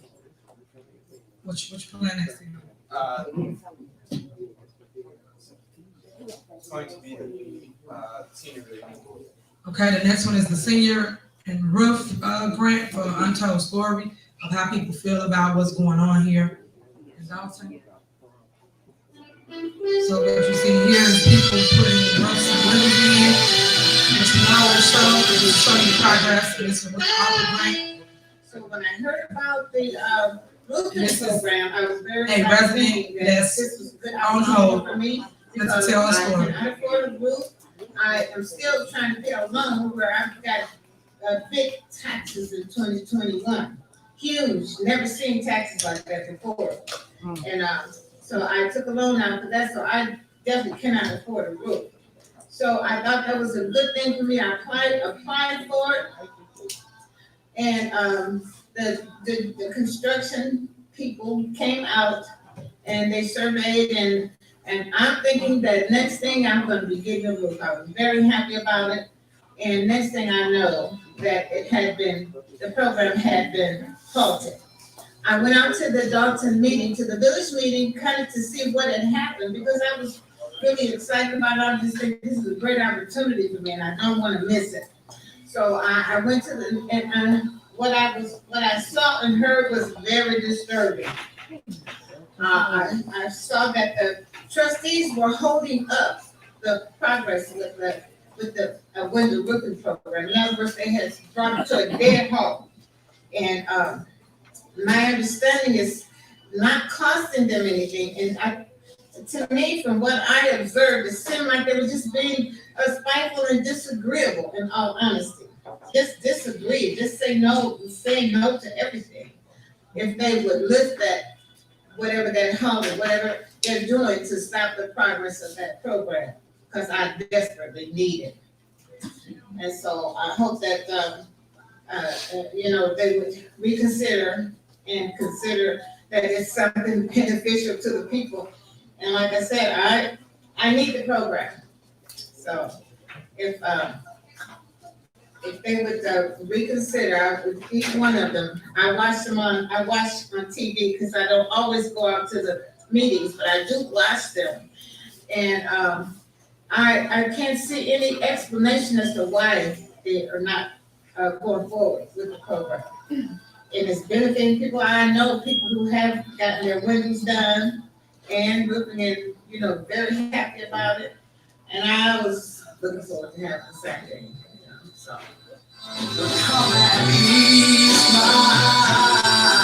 Basically what she was looking for is the same that she gave our others. She applied, she was waiting to get installed. But the board chose not to vote to pay the people, so she would not have a rough work window installed on her own. And it's sad, because people like that, we've been getting calls about their needs to services, but people won't vote for it. What's next, Tina? Okay, the next one, a lot of people know that I'm a very, very active mayor. I do a lot of things that involve physical fitness. We do bike rides, and we was doing them once a month. And we did a bike ride, and we got so many people that came out the second go around. People from all over came, including Dolton, of course, but other people came to join our movement. So this is the video you're gonna see now.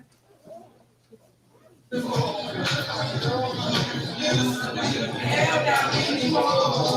this is right here at the court.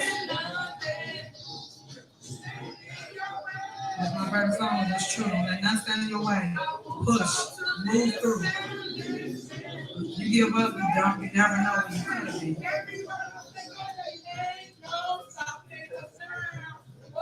We on the move. Yeah.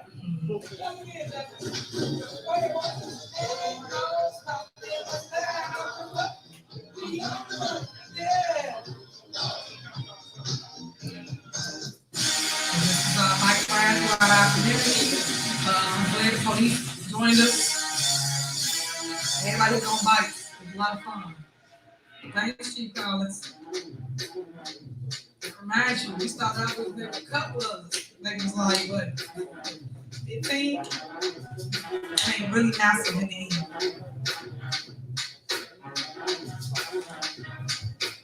And this is what I'm all about. As mayor, I'm all about unity amongst the community, building people up, not tearing anybody down, and growing my community, as you can see. This Trustee Holmes, once again, is the only trustee that have always supported, always came out, always did what's right for the residents. Y'all remember that.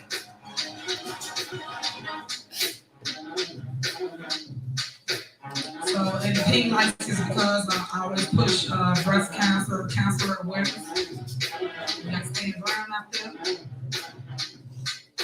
Marsha, everybody was out there. That's pretty cool. That's how DJ the James, County there. Justice.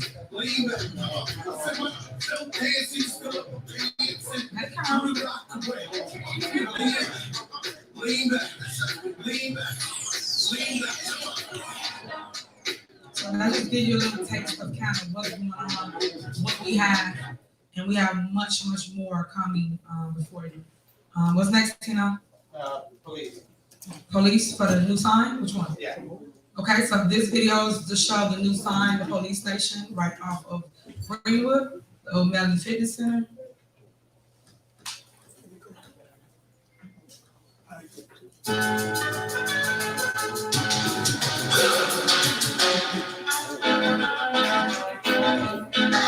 Yeah, let's go. Good job, Shu. Perfect song. Chief Collins in his new police station, remind you that Station 1 is still open in Park. This is not open. I can't stress it enough. It's not open yet. I'm gonna go out there just showing you all the great things that's coming. You know, the police department is really happy about this. And so are the residents and the business district actually. They're happy. They're actually coming on civil. And then you have all the new police cars that we got as part of our fleet. We want to show that and also police station. And then I don't know, we did have new police officers in the picture before us. I think we did. If not, we do have new police officers as well. So thank you for being a part of it. That's true, that was dope. Okay. What you got next, Tina? Okay, this is basically what we've been shooting for, which is the ice skating rink for residents of Dolton. This is where everybody go. We all go somewhere else. And I saw you over the weekend, Will. Will went somewhere. It was awesome. He had skates on. They had the little, what did they call it? Bump cars on the ice. It was actually kind of cool. And all I'm saying, once again, we can create the same things that we run to in our own backyard. So thank you. I appreciate you and your wife. Yep. Go ahead, Tim. So this is the Just Ice Arena. Right there off 144th Greenwood. This is basically the atmosphere that I was trying to bring to our community here in Dolton. So if anybody want to donate us an ice cream, anybody wants to help the village of Dolton, please come through because there's a will, there's a way. And some people have reached out to tell me that they will donate things because they see how my board is acting. So you will see a lot of development still going on. So I thank you all that have donated things for our village. As you can see, if you go to the ice rink now, you'll see that the bathroom has been built. Now we're building the other two buildings on the sides. And myself and Stan Brown. We basically broke ground, we poured concrete. It's actually been an amazing experience. And it's amazing how people just put up buildings in a day. Literally put their buildings in a day. Okay, trustee. We're working with the construction people to build off up. For children can come and play, parents can come and sit and watch their children have fun. There's no need to go outside when we have the resources to build on. No, they won't go. Stay tuned. So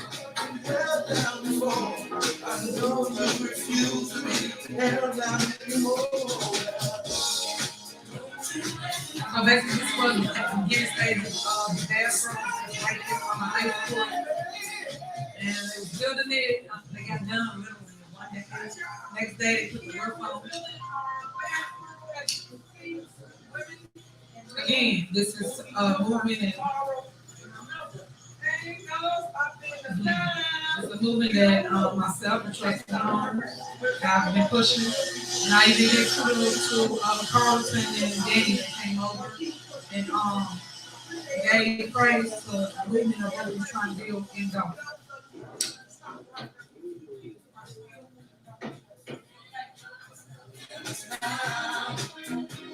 So if you really think about it, doing it right now and want to type things like that. That's what it looks like now. And now we're trying to finish it all up so we can have this open for Christmas. So that you guys can utilize what I try to show the board my vision. Because I ran to be the leader to show vision. So that's where we are with that, and we get the schools involved so that they can send permission slips out to, people, parents, kids' parents, so that they can come and they're gonna bring busloads of kids, so they can enjoy the ice. I want them to know that it's more to life than just the things they see.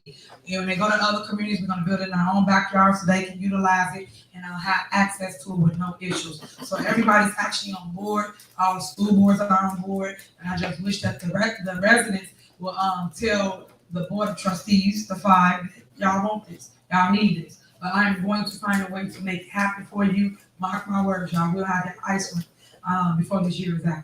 So next, Tino, what we got? Chief McCain and Vicksburg. Okay, I did a video with Chief McCain and Stacy Corral, and this was for the new equipment, that we received in both locations.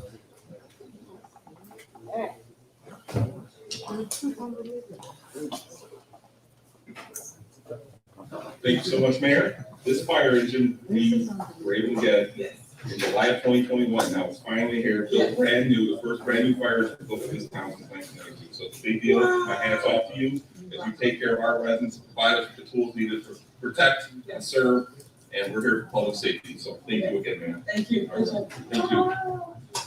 Another epic moment. Y'all ain't ready. What should we do next? Hi guys, it's Mayor Tiffany here, the people's mayor, and I'm here with your superintendent, Stacy Corral. We are getting ready for the winter, and we want to show you our new fleet. Cause guess what? We ready. So you see the fleet in the back. We got several different trucks coming your way. So we're gonna make sure we act up for the community. We doing to build other people. Stacy. Hey, it's your superintendent again, Stacy Corral. We got our fleet ready. We're ready for whatever the winter may entail. We're ready for our alleys to be plowed this year, and we're ready for salt to be thrown. We've been gearing up all year, preparing ourselves for this winter. You never know what you're gonna get, but I'll tell you one thing, this mayor and this superintendent, we're ready. Yep. Take a look at what we got. Young and vibrant, you ready. Y'all thought we could do it. Watch this. So that's just to show you, what we have accomplished. Did you get the other video ready? And then that would include the videos, if you guys that ready, and then Thanksgiving, we fed over 1,000 people for Thanksgiving. We was at the old, Dorchester / Nemesis, what else was I there? And that's currently, Roy Estate, so we did do the Thanksgiving videos there. Go ahead, I'll play the video. You good now? I'm gonna try it again. If it's not, I'm gonna have to do the actual file. I know y'all know this one. So I'm gonna try to Uzi video if it plays for you. Let's do it. Woke up this morning, got a vibe in my bed. I looked around, this is what I said. Thank you, Lord, for another day. All my blessings, just in my way. I could have been dead, living in my grave. But you told it, get back and behave. Ooh, another blessing. This is all our blessings that we got. The things that's called progress. Thank you, Will. You did good. Stacey should have always, I call it routine, but people have to go fight. And my police department was happy. Yes, y'all know I'm happy now. So never let nobody take y'all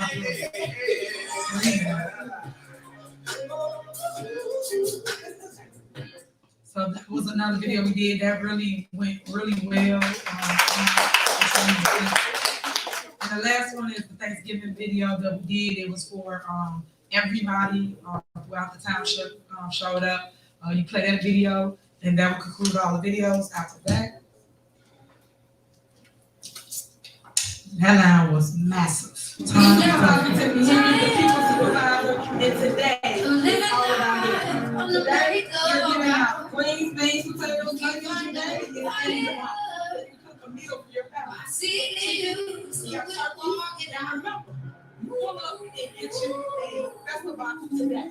Because remember, Tiffany and your kids. We're going to walk it out. We always take care of the business of the people. By showing up and showing out, we're about to make sure we keep us higher. So thank you again for taking me as your new supervisor for the township. And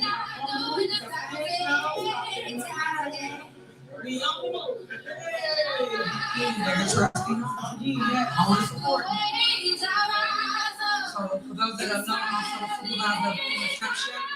We pay every single person. I got all symbols for heart, so all residents do that when they pull up. So I got a heart for the people. A lot of members in my family is not working and stuff like that, and I'm retired, so I can do my steady income, and it helps out feeding the family. I just want to show you that people really are struggling with food.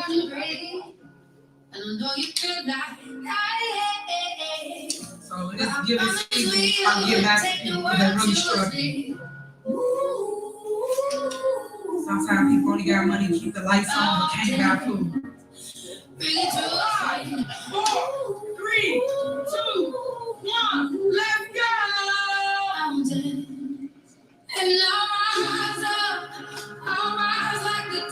See my community to rise up. Let's go, y'all.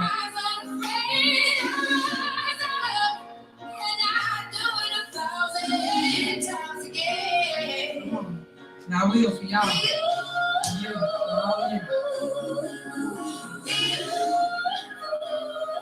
Keep fighting. There's all the food boxes we're giving out. We have turkeys, chickens, things to make a holiday meal. So you know Christmas coming up, and y'all know that I'm gonna show up and show out and feed everybody.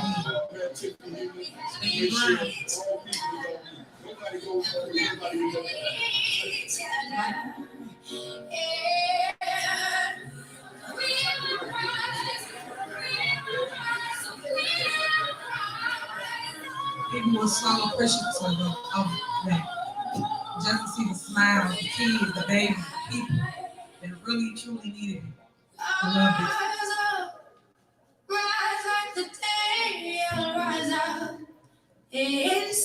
First thing y'all need rain right there. I will ride 1,000 times again.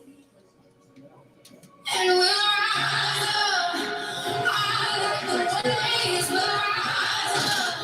and when I say everybody else, first responders, police, firemen, public works, everybody helps. And that's what I love about the people that lead with their hearts, always come and invest their time back into the people. I love it. And I thank all y'all that actually came out and did that.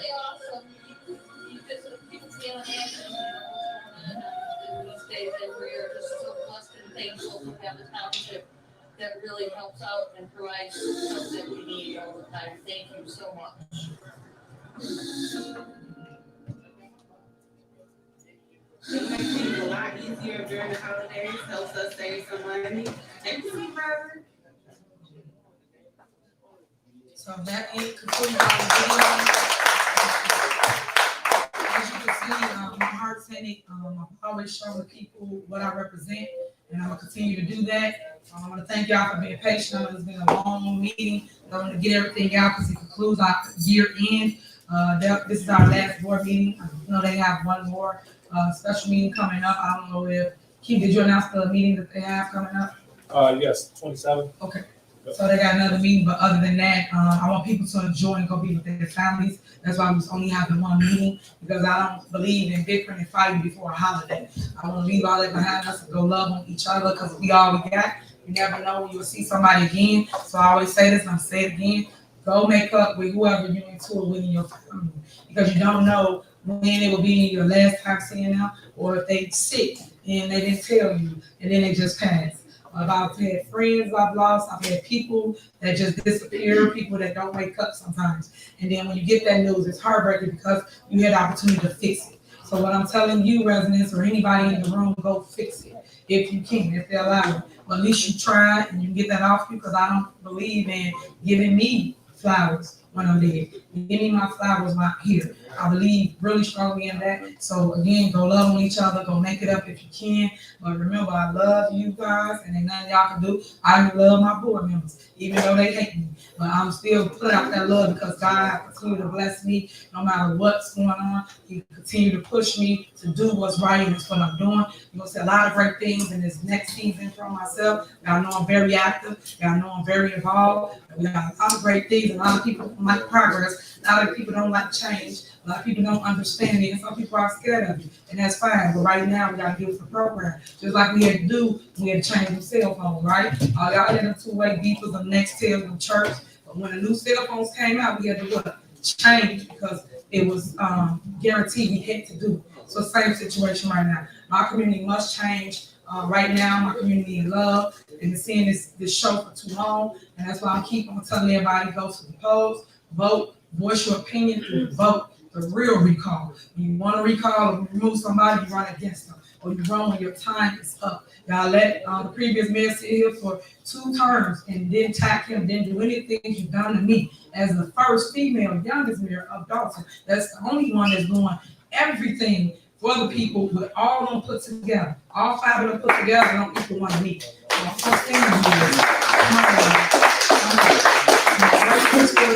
continue to do so. And y'all see I'm moving, I'm shaking, I'm trying to do things that you guys want and I'm implementing. Whether they with me or not, it's still getting done. So they just show you that I keep making the way for it to happen. No one's doing nothing wrong, no one's doing anything unjust. And I've told people this several times, I would never do anything to take me away from my child.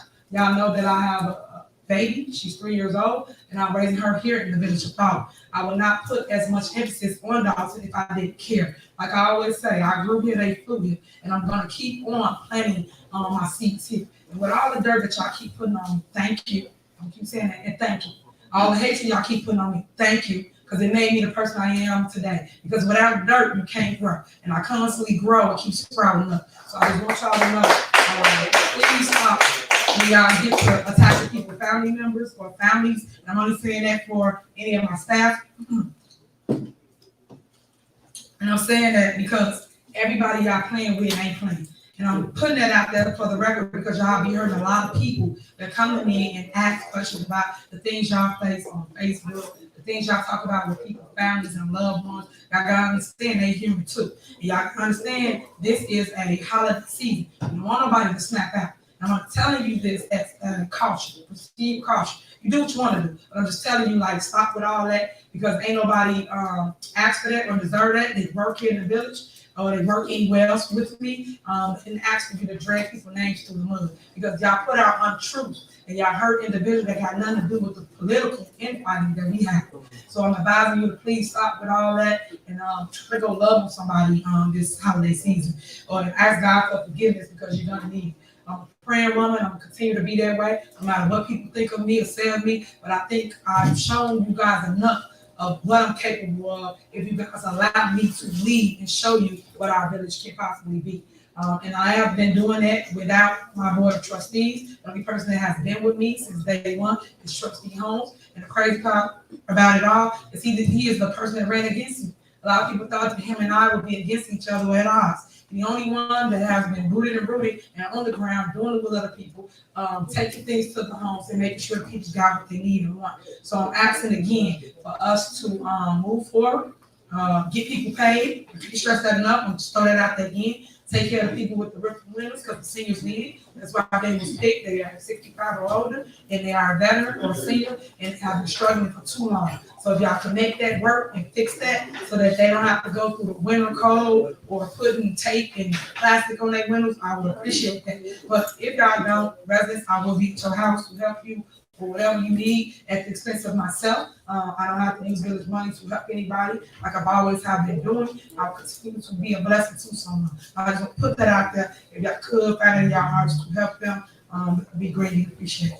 That ends my mayor's report. It says it's a success. Thank you guys for coming out. You have 3 minutes. Come to the podium, and then we'll conclude tonight's meeting.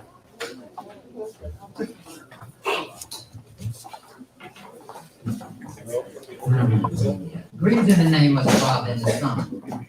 Mr. Moore, Tiffany, Mr. Moore, I appreciate you. You won't ever see my mannerism like that again. But as sure as I got life in my body, I'm a human being. I'm not perfect. Not one day of my life. But I do my best. And I don't need nobody to come and tell me when I'm supposed to amend something and take care of it. This man has been the only one that I could come to. I'm living in a building, and I'm a good tenant. I was his first tenant in his building. I got him his 2 tenants that are in his building. I shouldn't be going through nothing that I'm going through. Half of these people in this audience, they know me. Now here's my funny story. Y'all say y'all get calls. You know how many people call me? I'm not a dignitary. I'm a citizen. I'm a human rights activist. I once wanted to be a nun and a missionary. So there ain't nothing on this planet that I care about more than human beings. There's nothing that you could give me, and it's not one word that you could say that'll ever discourage me. I have sat here and I have watched. You all have said words that have no merits to it whatsoever. I'm tired of people coming to tell me to tell Tiffany something good, to say something good to Tiffany. I claimed the sister as the first woman mayor here, and that was in 2017. And I have seen all you all. So if I say I'm witnesses against you all, who's gonna say I'm not? I'm gonna piggyback off what the chief said. Got a video right here. UPS, all them, they not doing their job. I'm so tired of leaving out my house on my camera, taking people their packages. I Google their address and I take them their packages. You hear what I'm saying? I saw one of your videos somebody sent me. I don't need none of y'all to tell me to speak about good cops. I've been commending good cops out here and I ain't heard not one of them get spoke about. This gentleman did something tonight. I'm real impressed. Because I mean what to say. Your presentation to me is going to be everything. Period. An officer complimented me last week at the gas station, and I'm about to come to tears. I didn't even know how to take it. Now, what's going on in this community? It is absolutely hideous. Each one of you all, y'all go home at nighttime. You know what you're not doing. You know how you're conducting yourself. And I'm tired of standing to this podium. And for the record, this is my last meeting. And if it wasn't for Miss Kinnear today, I couldn't tell y'all how I walked out this building to see I know the Lord exists. You hear what I'm saying? Because he moved my feet and he shut my mouth and he turned them into red lights. Tammy, I'm going to forgive you. Because for whatever reason, she think I got bad blood with her. She can take that up with the devil. I don't need none of this heat in this life. Everybody hear what I'm saying? When you do your job, you do a service to the people. They fall victims when things don't happen. When you put band-aids on things, it is dangerous. When you want to keep running around here saying what? All y'all know is I got love for her. Try me now. Woo.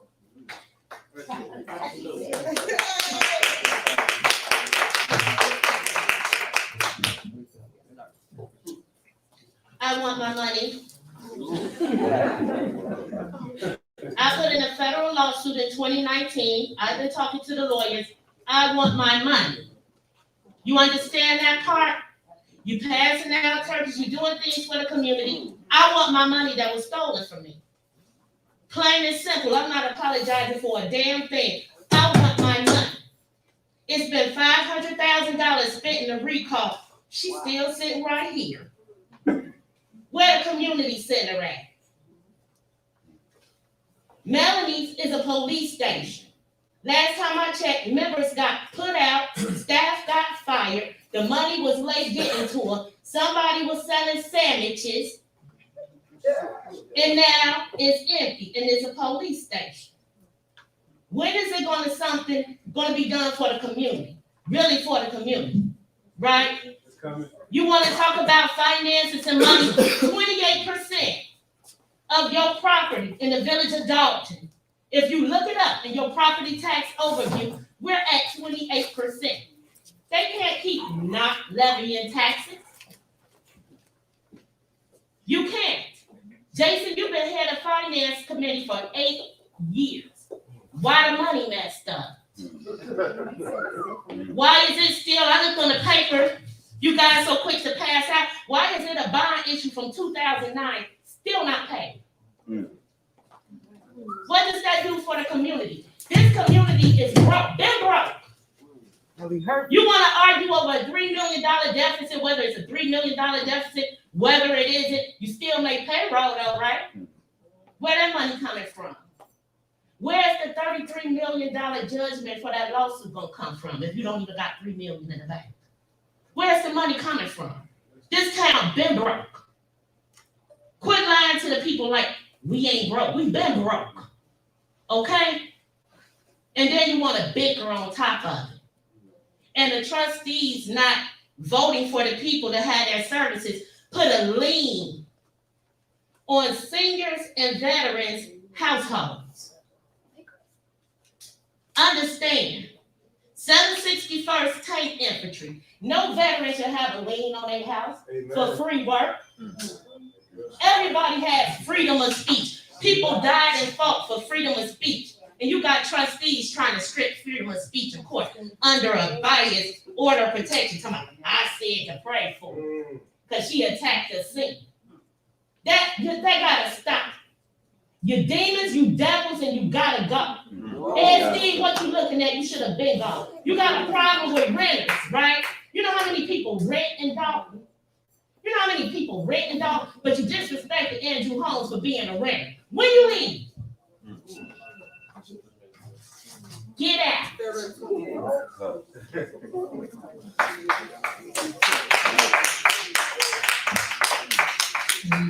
It is 10:06. I'm not going to speak long.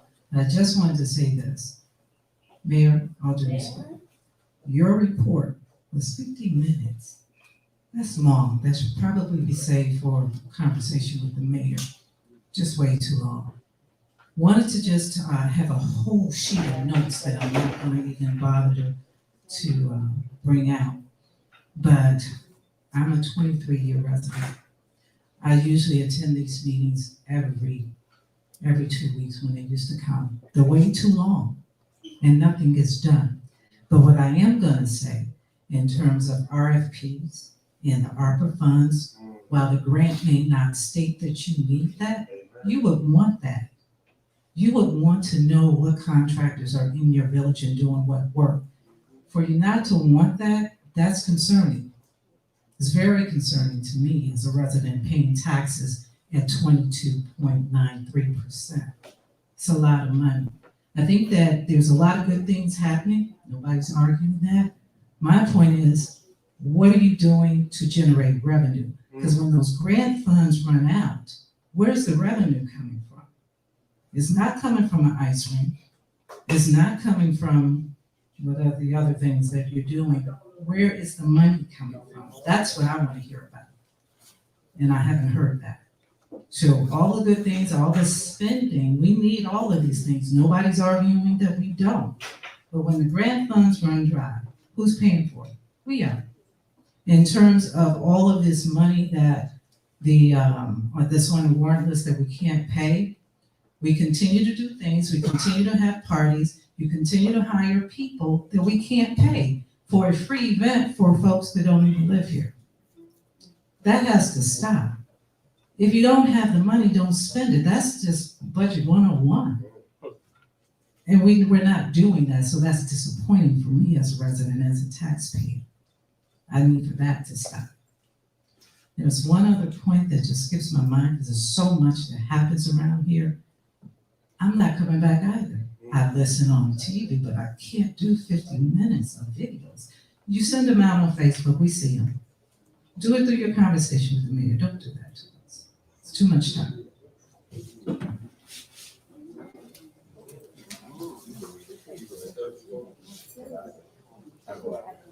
Good evening, everyone. I only got a couple of things to say. Number one, to Tiffany, when you want to quote me, check with me first. Because I don't know what you're talking about, so keep my name out of your mouth unless you clear it with me. And I'm saying that publicly. You called nobody's name tonight but mine. Mr. Holmes, you talked about the lawyer, the trustee's lawyer. You talk about your own lawyer. Because he's sitting here, they laughing, chitting, chatting. He yawning. He didn't say anything when the mayor was out of order. We can't get no answers. This is strictly what I got to say. Ain't nobody gonna answer no questions. But when it was for her benefit, in the middle of the meeting, everybody got up here talking. Everybody in this room got to have common sense. It's okay. I'm like the other lady. It's okay to do all of that. It sounds good. I'm not against anything you're for. I'm not against the rink. I'm not against the water park. I don't know why we don't join forces with our neighbors who are putting a water park in Sears. So we got 2 water parks. They already got one over there, and we got water issues. I've had a meter outside my house for 25 years. I keep getting estimates. I don't want no more, and I told them at the water department. Then you give me a bill, an actual, and you add on $200. We underestimated you on the estimate. Then hell, that's your problem. That ain't my problem. But I paid a $467 bill because I can afford it. But I'm not gonna carry your bullshit. You say, get what you want, we can for you. Last meeting, I'm gonna put it on the website. It ain't on there yet. That means you lied. That means you lied. Because in these meetings, everybody's a liar but you. Everybody's wrong. And I don't need you, I've told you this before, to tell me what they mean when they say something. I got common sense. I can comprehend. Got to have the last word. Everybody say something, she got to come back. Mr. Freeman, I asked you for something 4 months ago. Ain't got it yet. Liar. Thank you. Ain't got it yet. You don't have to thank me. I'm just stating fact. Y'all don't answer nothing else. Don't answer me now. Don't answer me now. I don't need your thank you. The grant, I want to see it. You say he don't know, then show him. That's your job. Show him. They've asked for it. Give it to him. This is a debacle. This is a bunch of bullshit. And I can say that because they let the other lady say that. And then nobody stopped, but the chief and nobody else. Nobody. I don't knock what she's doing. I don't have any little kids anymore. Mine are grown. I raised them. But do something for the seniors. Do something for the residents. But keep my name out of your mouth. Because when you can't talk to me when I approach you as a resident or try to, you don't need to talk to me at all. I don't want to hear nothing. I'm not talking to you. Okay, well, So be you sure. go to your seat, I don't whatever know. you I want to can do. do I'm what I not talking want to to you. do. I'll let you. But you ain't had I'll no let you finish. conversation. Go. Start that with me. Go. Because you know I was there the other night. A resident. When she can disregard a resident, but then get up here and call my name, the hell with that. Keith, what I was gonna ask you is, did we not add things to the website like we was told or asked? No. No. I believe it's on the website. No, Okay. it wasn't last night. VLDalton.org It wasn't what is last it? night.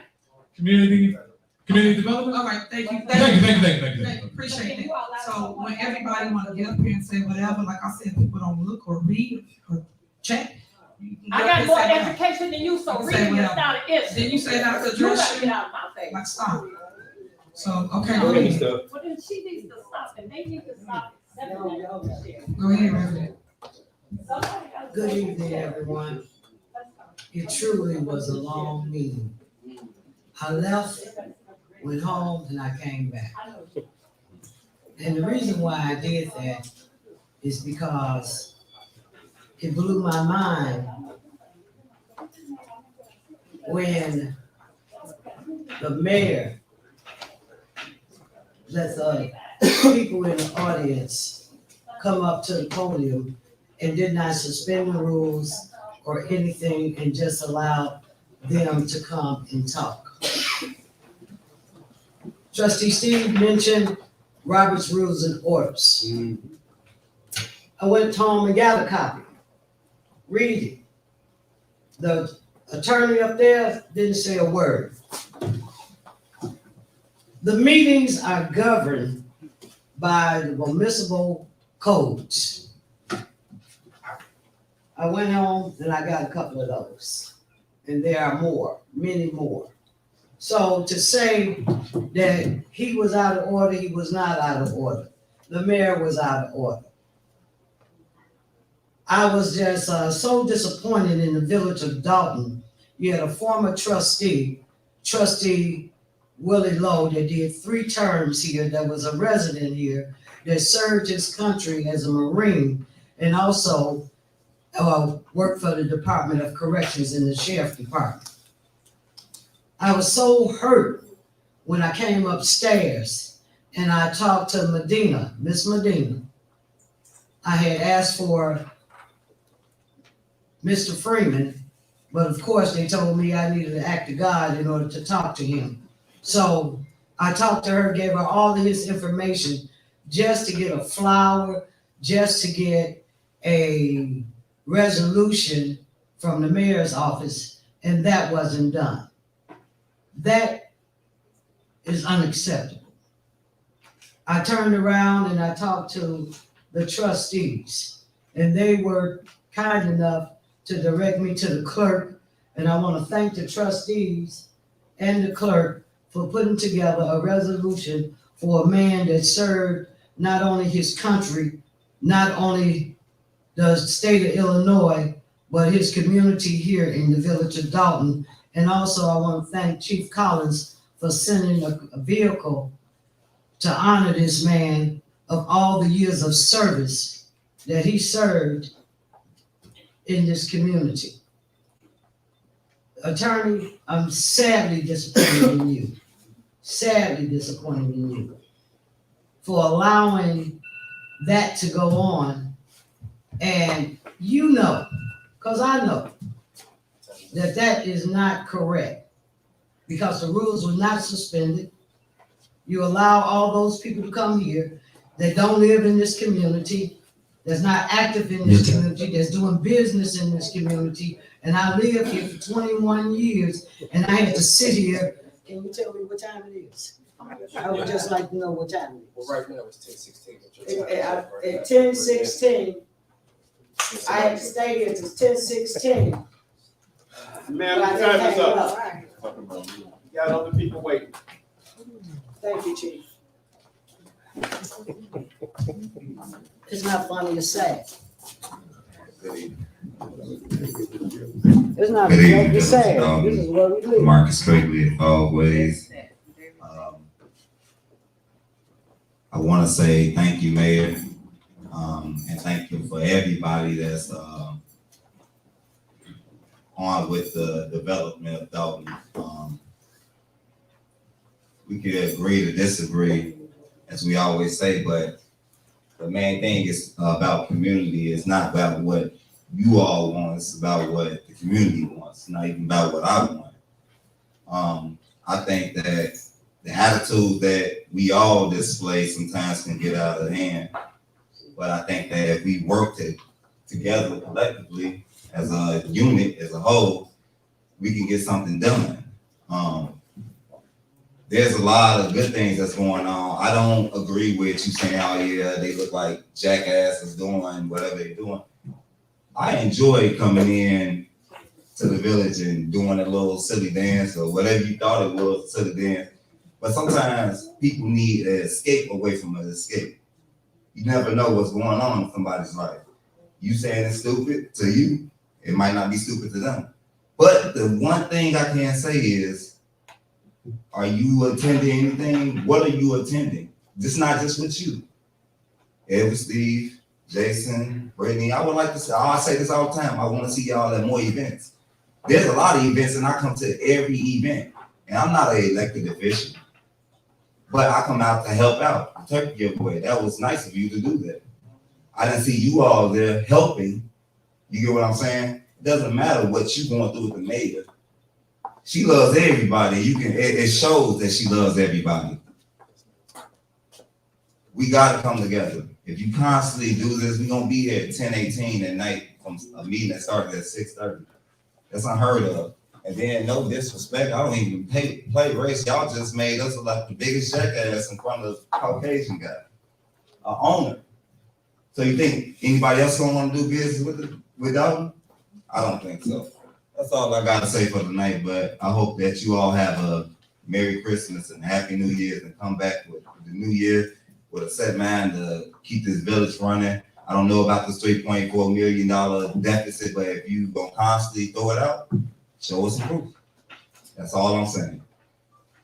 Make it make sense. You've been on the board for 8 years. Okay? I understand what y'all got going on. Just make it make sense. If you're gonna throw it out there, show the residents what you're talking about. And then you have to also understand there's been deficit from the past years. Lori Lightfoot, same thing, going on in the city. It's all going on everywhere.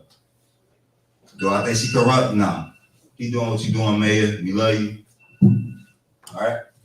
That's all I got to say. Good evening. I don't need 3 minutes.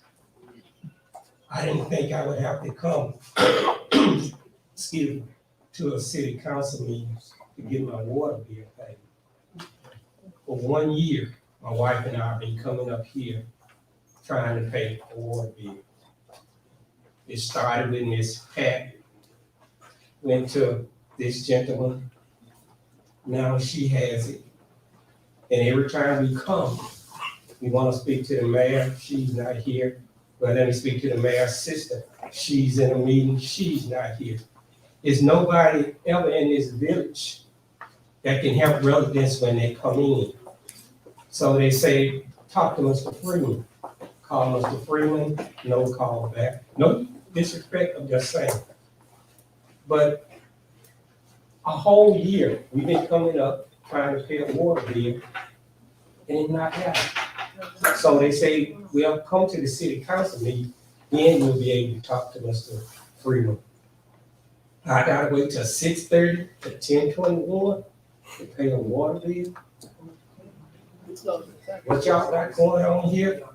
Hey, this is a mess.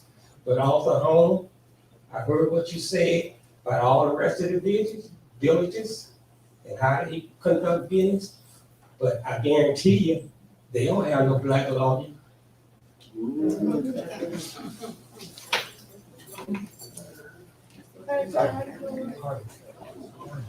Anybody else? Good evening, everyone. I figure we end this on a positive note, because I don't speak negative, I only speak positive, and I speak my mind, for my mind speaks to me.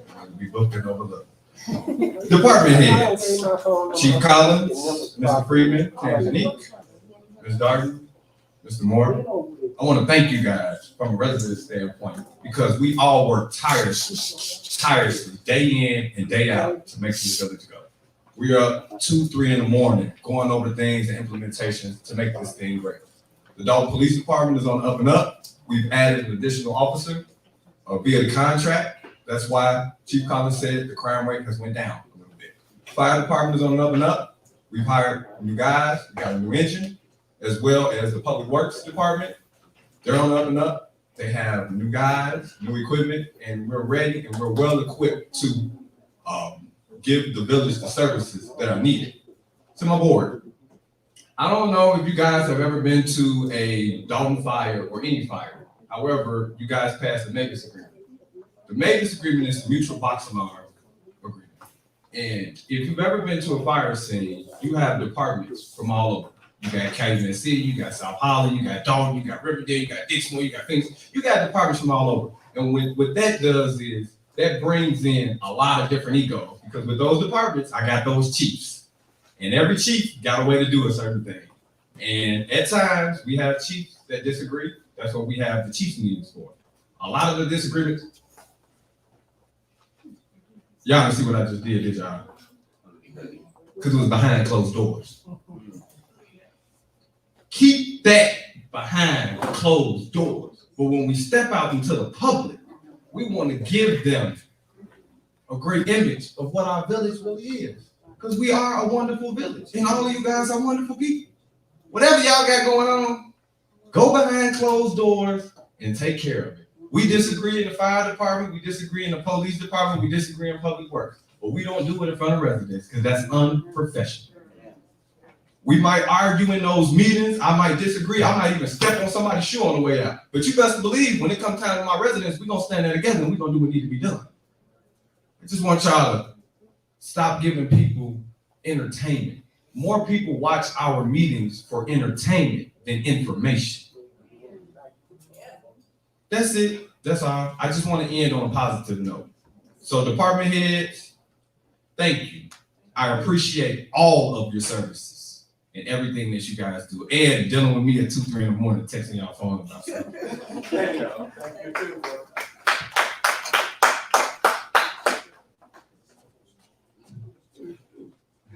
Good evening, Mayor, village clerk, village trustees, department heads, and residents.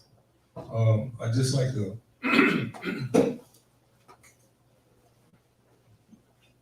speak on a couple of things. My name is Stanley Brown. I'm a 32-year stakeholder here in the village of Dolton, former trustee. But now I'm at the point I think I have to throw my head back in the ring.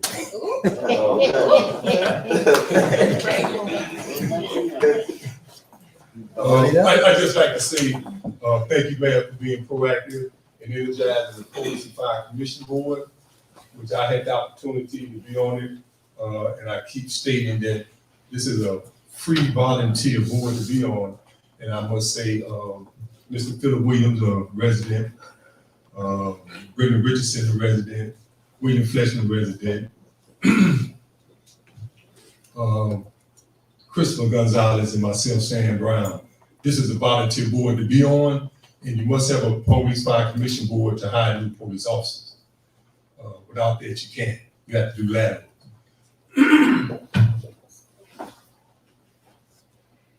And I like to say we did get the test about 15 to 16 individuals. Right now, we have 3 candidates in academy at this time now. And I had some very strenuous physical tests to go through. So we had 3 that's fighting there and look for them to be back with us very shortly. And I'd like to speak on, thanks again, Mayor and Chief Collins, for giving myself and the other Police and Fire Commission board members the opportunity to go to the Noble All-Star Sneaker Ball, which I've never been to one before. I had to wear a tuxedo and a pair of gym shoes. That was new for me, but it was good. And that was given by Noble, which is the National Organization of Black Law Enforcement. And it was very enjoyable, very enticing. I had a chance to meet Chicago Police Superintendent, Superintendent Brown, and he spoke very highly of our chief in the Dolton Department of Police Officers. So I got to say a little kudos there. Um, 38? No. Okay, and I'd just like to throw one more thing out there. It just remiss me I didn't want to come up and do any knocking and bashing, but I sat on this board before, and I worked with a man that was, I've been hearing this word all night from a trusted Steve that haven't been transparent. And I'm just tired of hearing that word because you had mentioned something about public works.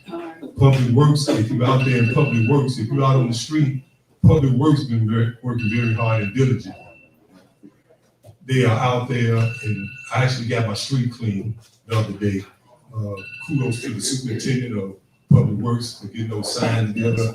I haven't saw individuals that actually move their cars so we get our streets clean. And just when we talk about transparency, I want to say, ASC, be fair about transparency because you was an individual that sued the village and got over $50,000. You was an individual that. So we talk about transparency. 3 minutes, sir. Okay, 3 minutes. 3 minutes. You talking about save the government.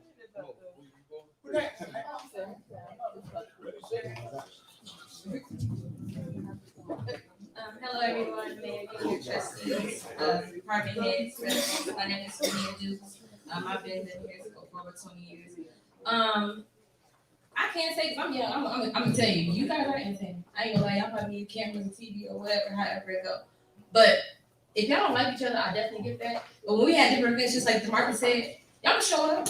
Y'all still show up. It'll still be all the way over there, but y'all still see the same residents. Or the residents still can see it, that we're unified outside. Because I don't understand why it's so hard to want to go down Greenwood and see beautiful lights, just like she said, a Christmas tree. Because I would love to see a Christmas tree. We've never had. How long has we ever had one? No? Yeah, how long ago? Yeah, so why can't we continue that? Why can't we get that South Holland was beautiful? Why can't we go like South Holland? Why can't we have skating rinks? Did you say, trustee Rover, that you got a skating rink thing that you gonna take people to the skating rink? Which one? Why not in Dolton though?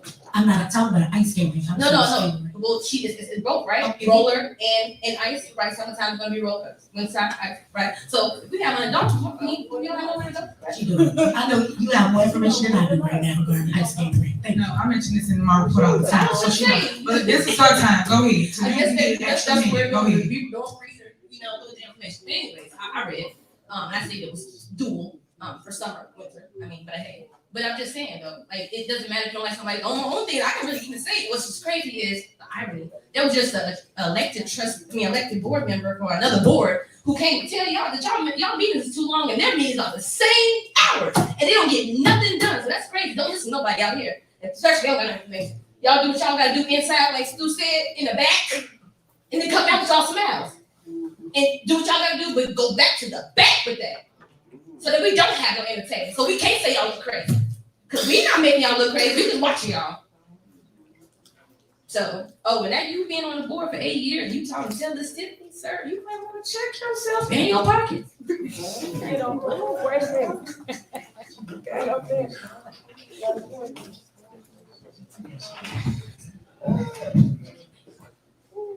Good evening. Residents, mayor, trustees. This is a hot mic tonight, ain't it? Woo! Our village, man, we've been here for 4 hours, right? We've heard about parties, we've heard about arguments, we've heard about a lot of disarrangement between our community. Mayor Tiffany, I love you bringing out the young folks now. I love they're active behind you, right? And I love us as young folks coming out and being active, right? But in order to run a village, we have to have some type of economic development, right? It has to be some type of resources of coming in money, financially, right? We can't build everything off what? Grant money, off who's going to pay, off what is potentially to come, right? Trustees, love you guys. Been here a long time, right? Course of running. Yes, my name is in the race, right? Only because of the fact of it is, right? We sit up here and I've asked each one of you as conversations. Hey guys, what have you done up here? I've helped every last one of you in conversations and support, ideas, manifesting. And I say, what have you done? And I can't get an answer from any of you. Mayor, love what you're doing in the town, right? But we have to be more rigid on how we're doing things, right? We have to start creating some type of budget, some type of finances, some type of economic development that does not occur around fun or us giving or us building on what we don't have. If there's a deficit of any kind, we have to focus on that deficit first before we can create growth. You can't grow with deficits. I don't care how many beautiful centers we build. I don't care how many new police stations we put up. If there's no income or revenue, not even our property taxes money is coming in right now. If there's no revenue, how do we stand to keep these structures pre-existing when you create them? So we have to have plans when we're doing things. I don't hear any plans for anyone. I hear arguing, I hear debating, and I hear concentrations of miscommunications, right? You say transparency. Steve, I feel it, right? When we're speaking about RFPs, unfortunately, this is the way this village has been ran for decades, right? If we're going to implement a new system, we're going to talk about grants, we're going to talk about fundings. No, those grants does not suggest that we should host RFP, right? But fundamentally, we know that that's the right thing to do, right? So that way you're not blamed for having contractors donating to your cause, right? It's a certain platform. Thank you for your time. No, hey, go ahead. You can. That's okay. We got enough time. We'll talk later. Anyone else? That's it. All right, Thank you guys for coming out, and I just want to stress to people that people get to the self things, but yet they ain't do RPs. We voted for people to do work, be contractors in our community, but they get up here and they sing another show. So thank you for coming out. Is there a motion to adjourn? I make a motion. Is there a second? Second motion and second, please call. Trustee Burns. Trustee House. Aye. Trustee Norwood. Aye. Trustee Steve. Trustee Holmes. Aye. Trustee Belcher. Aye. Meeting adjourned at 10:34 p.m.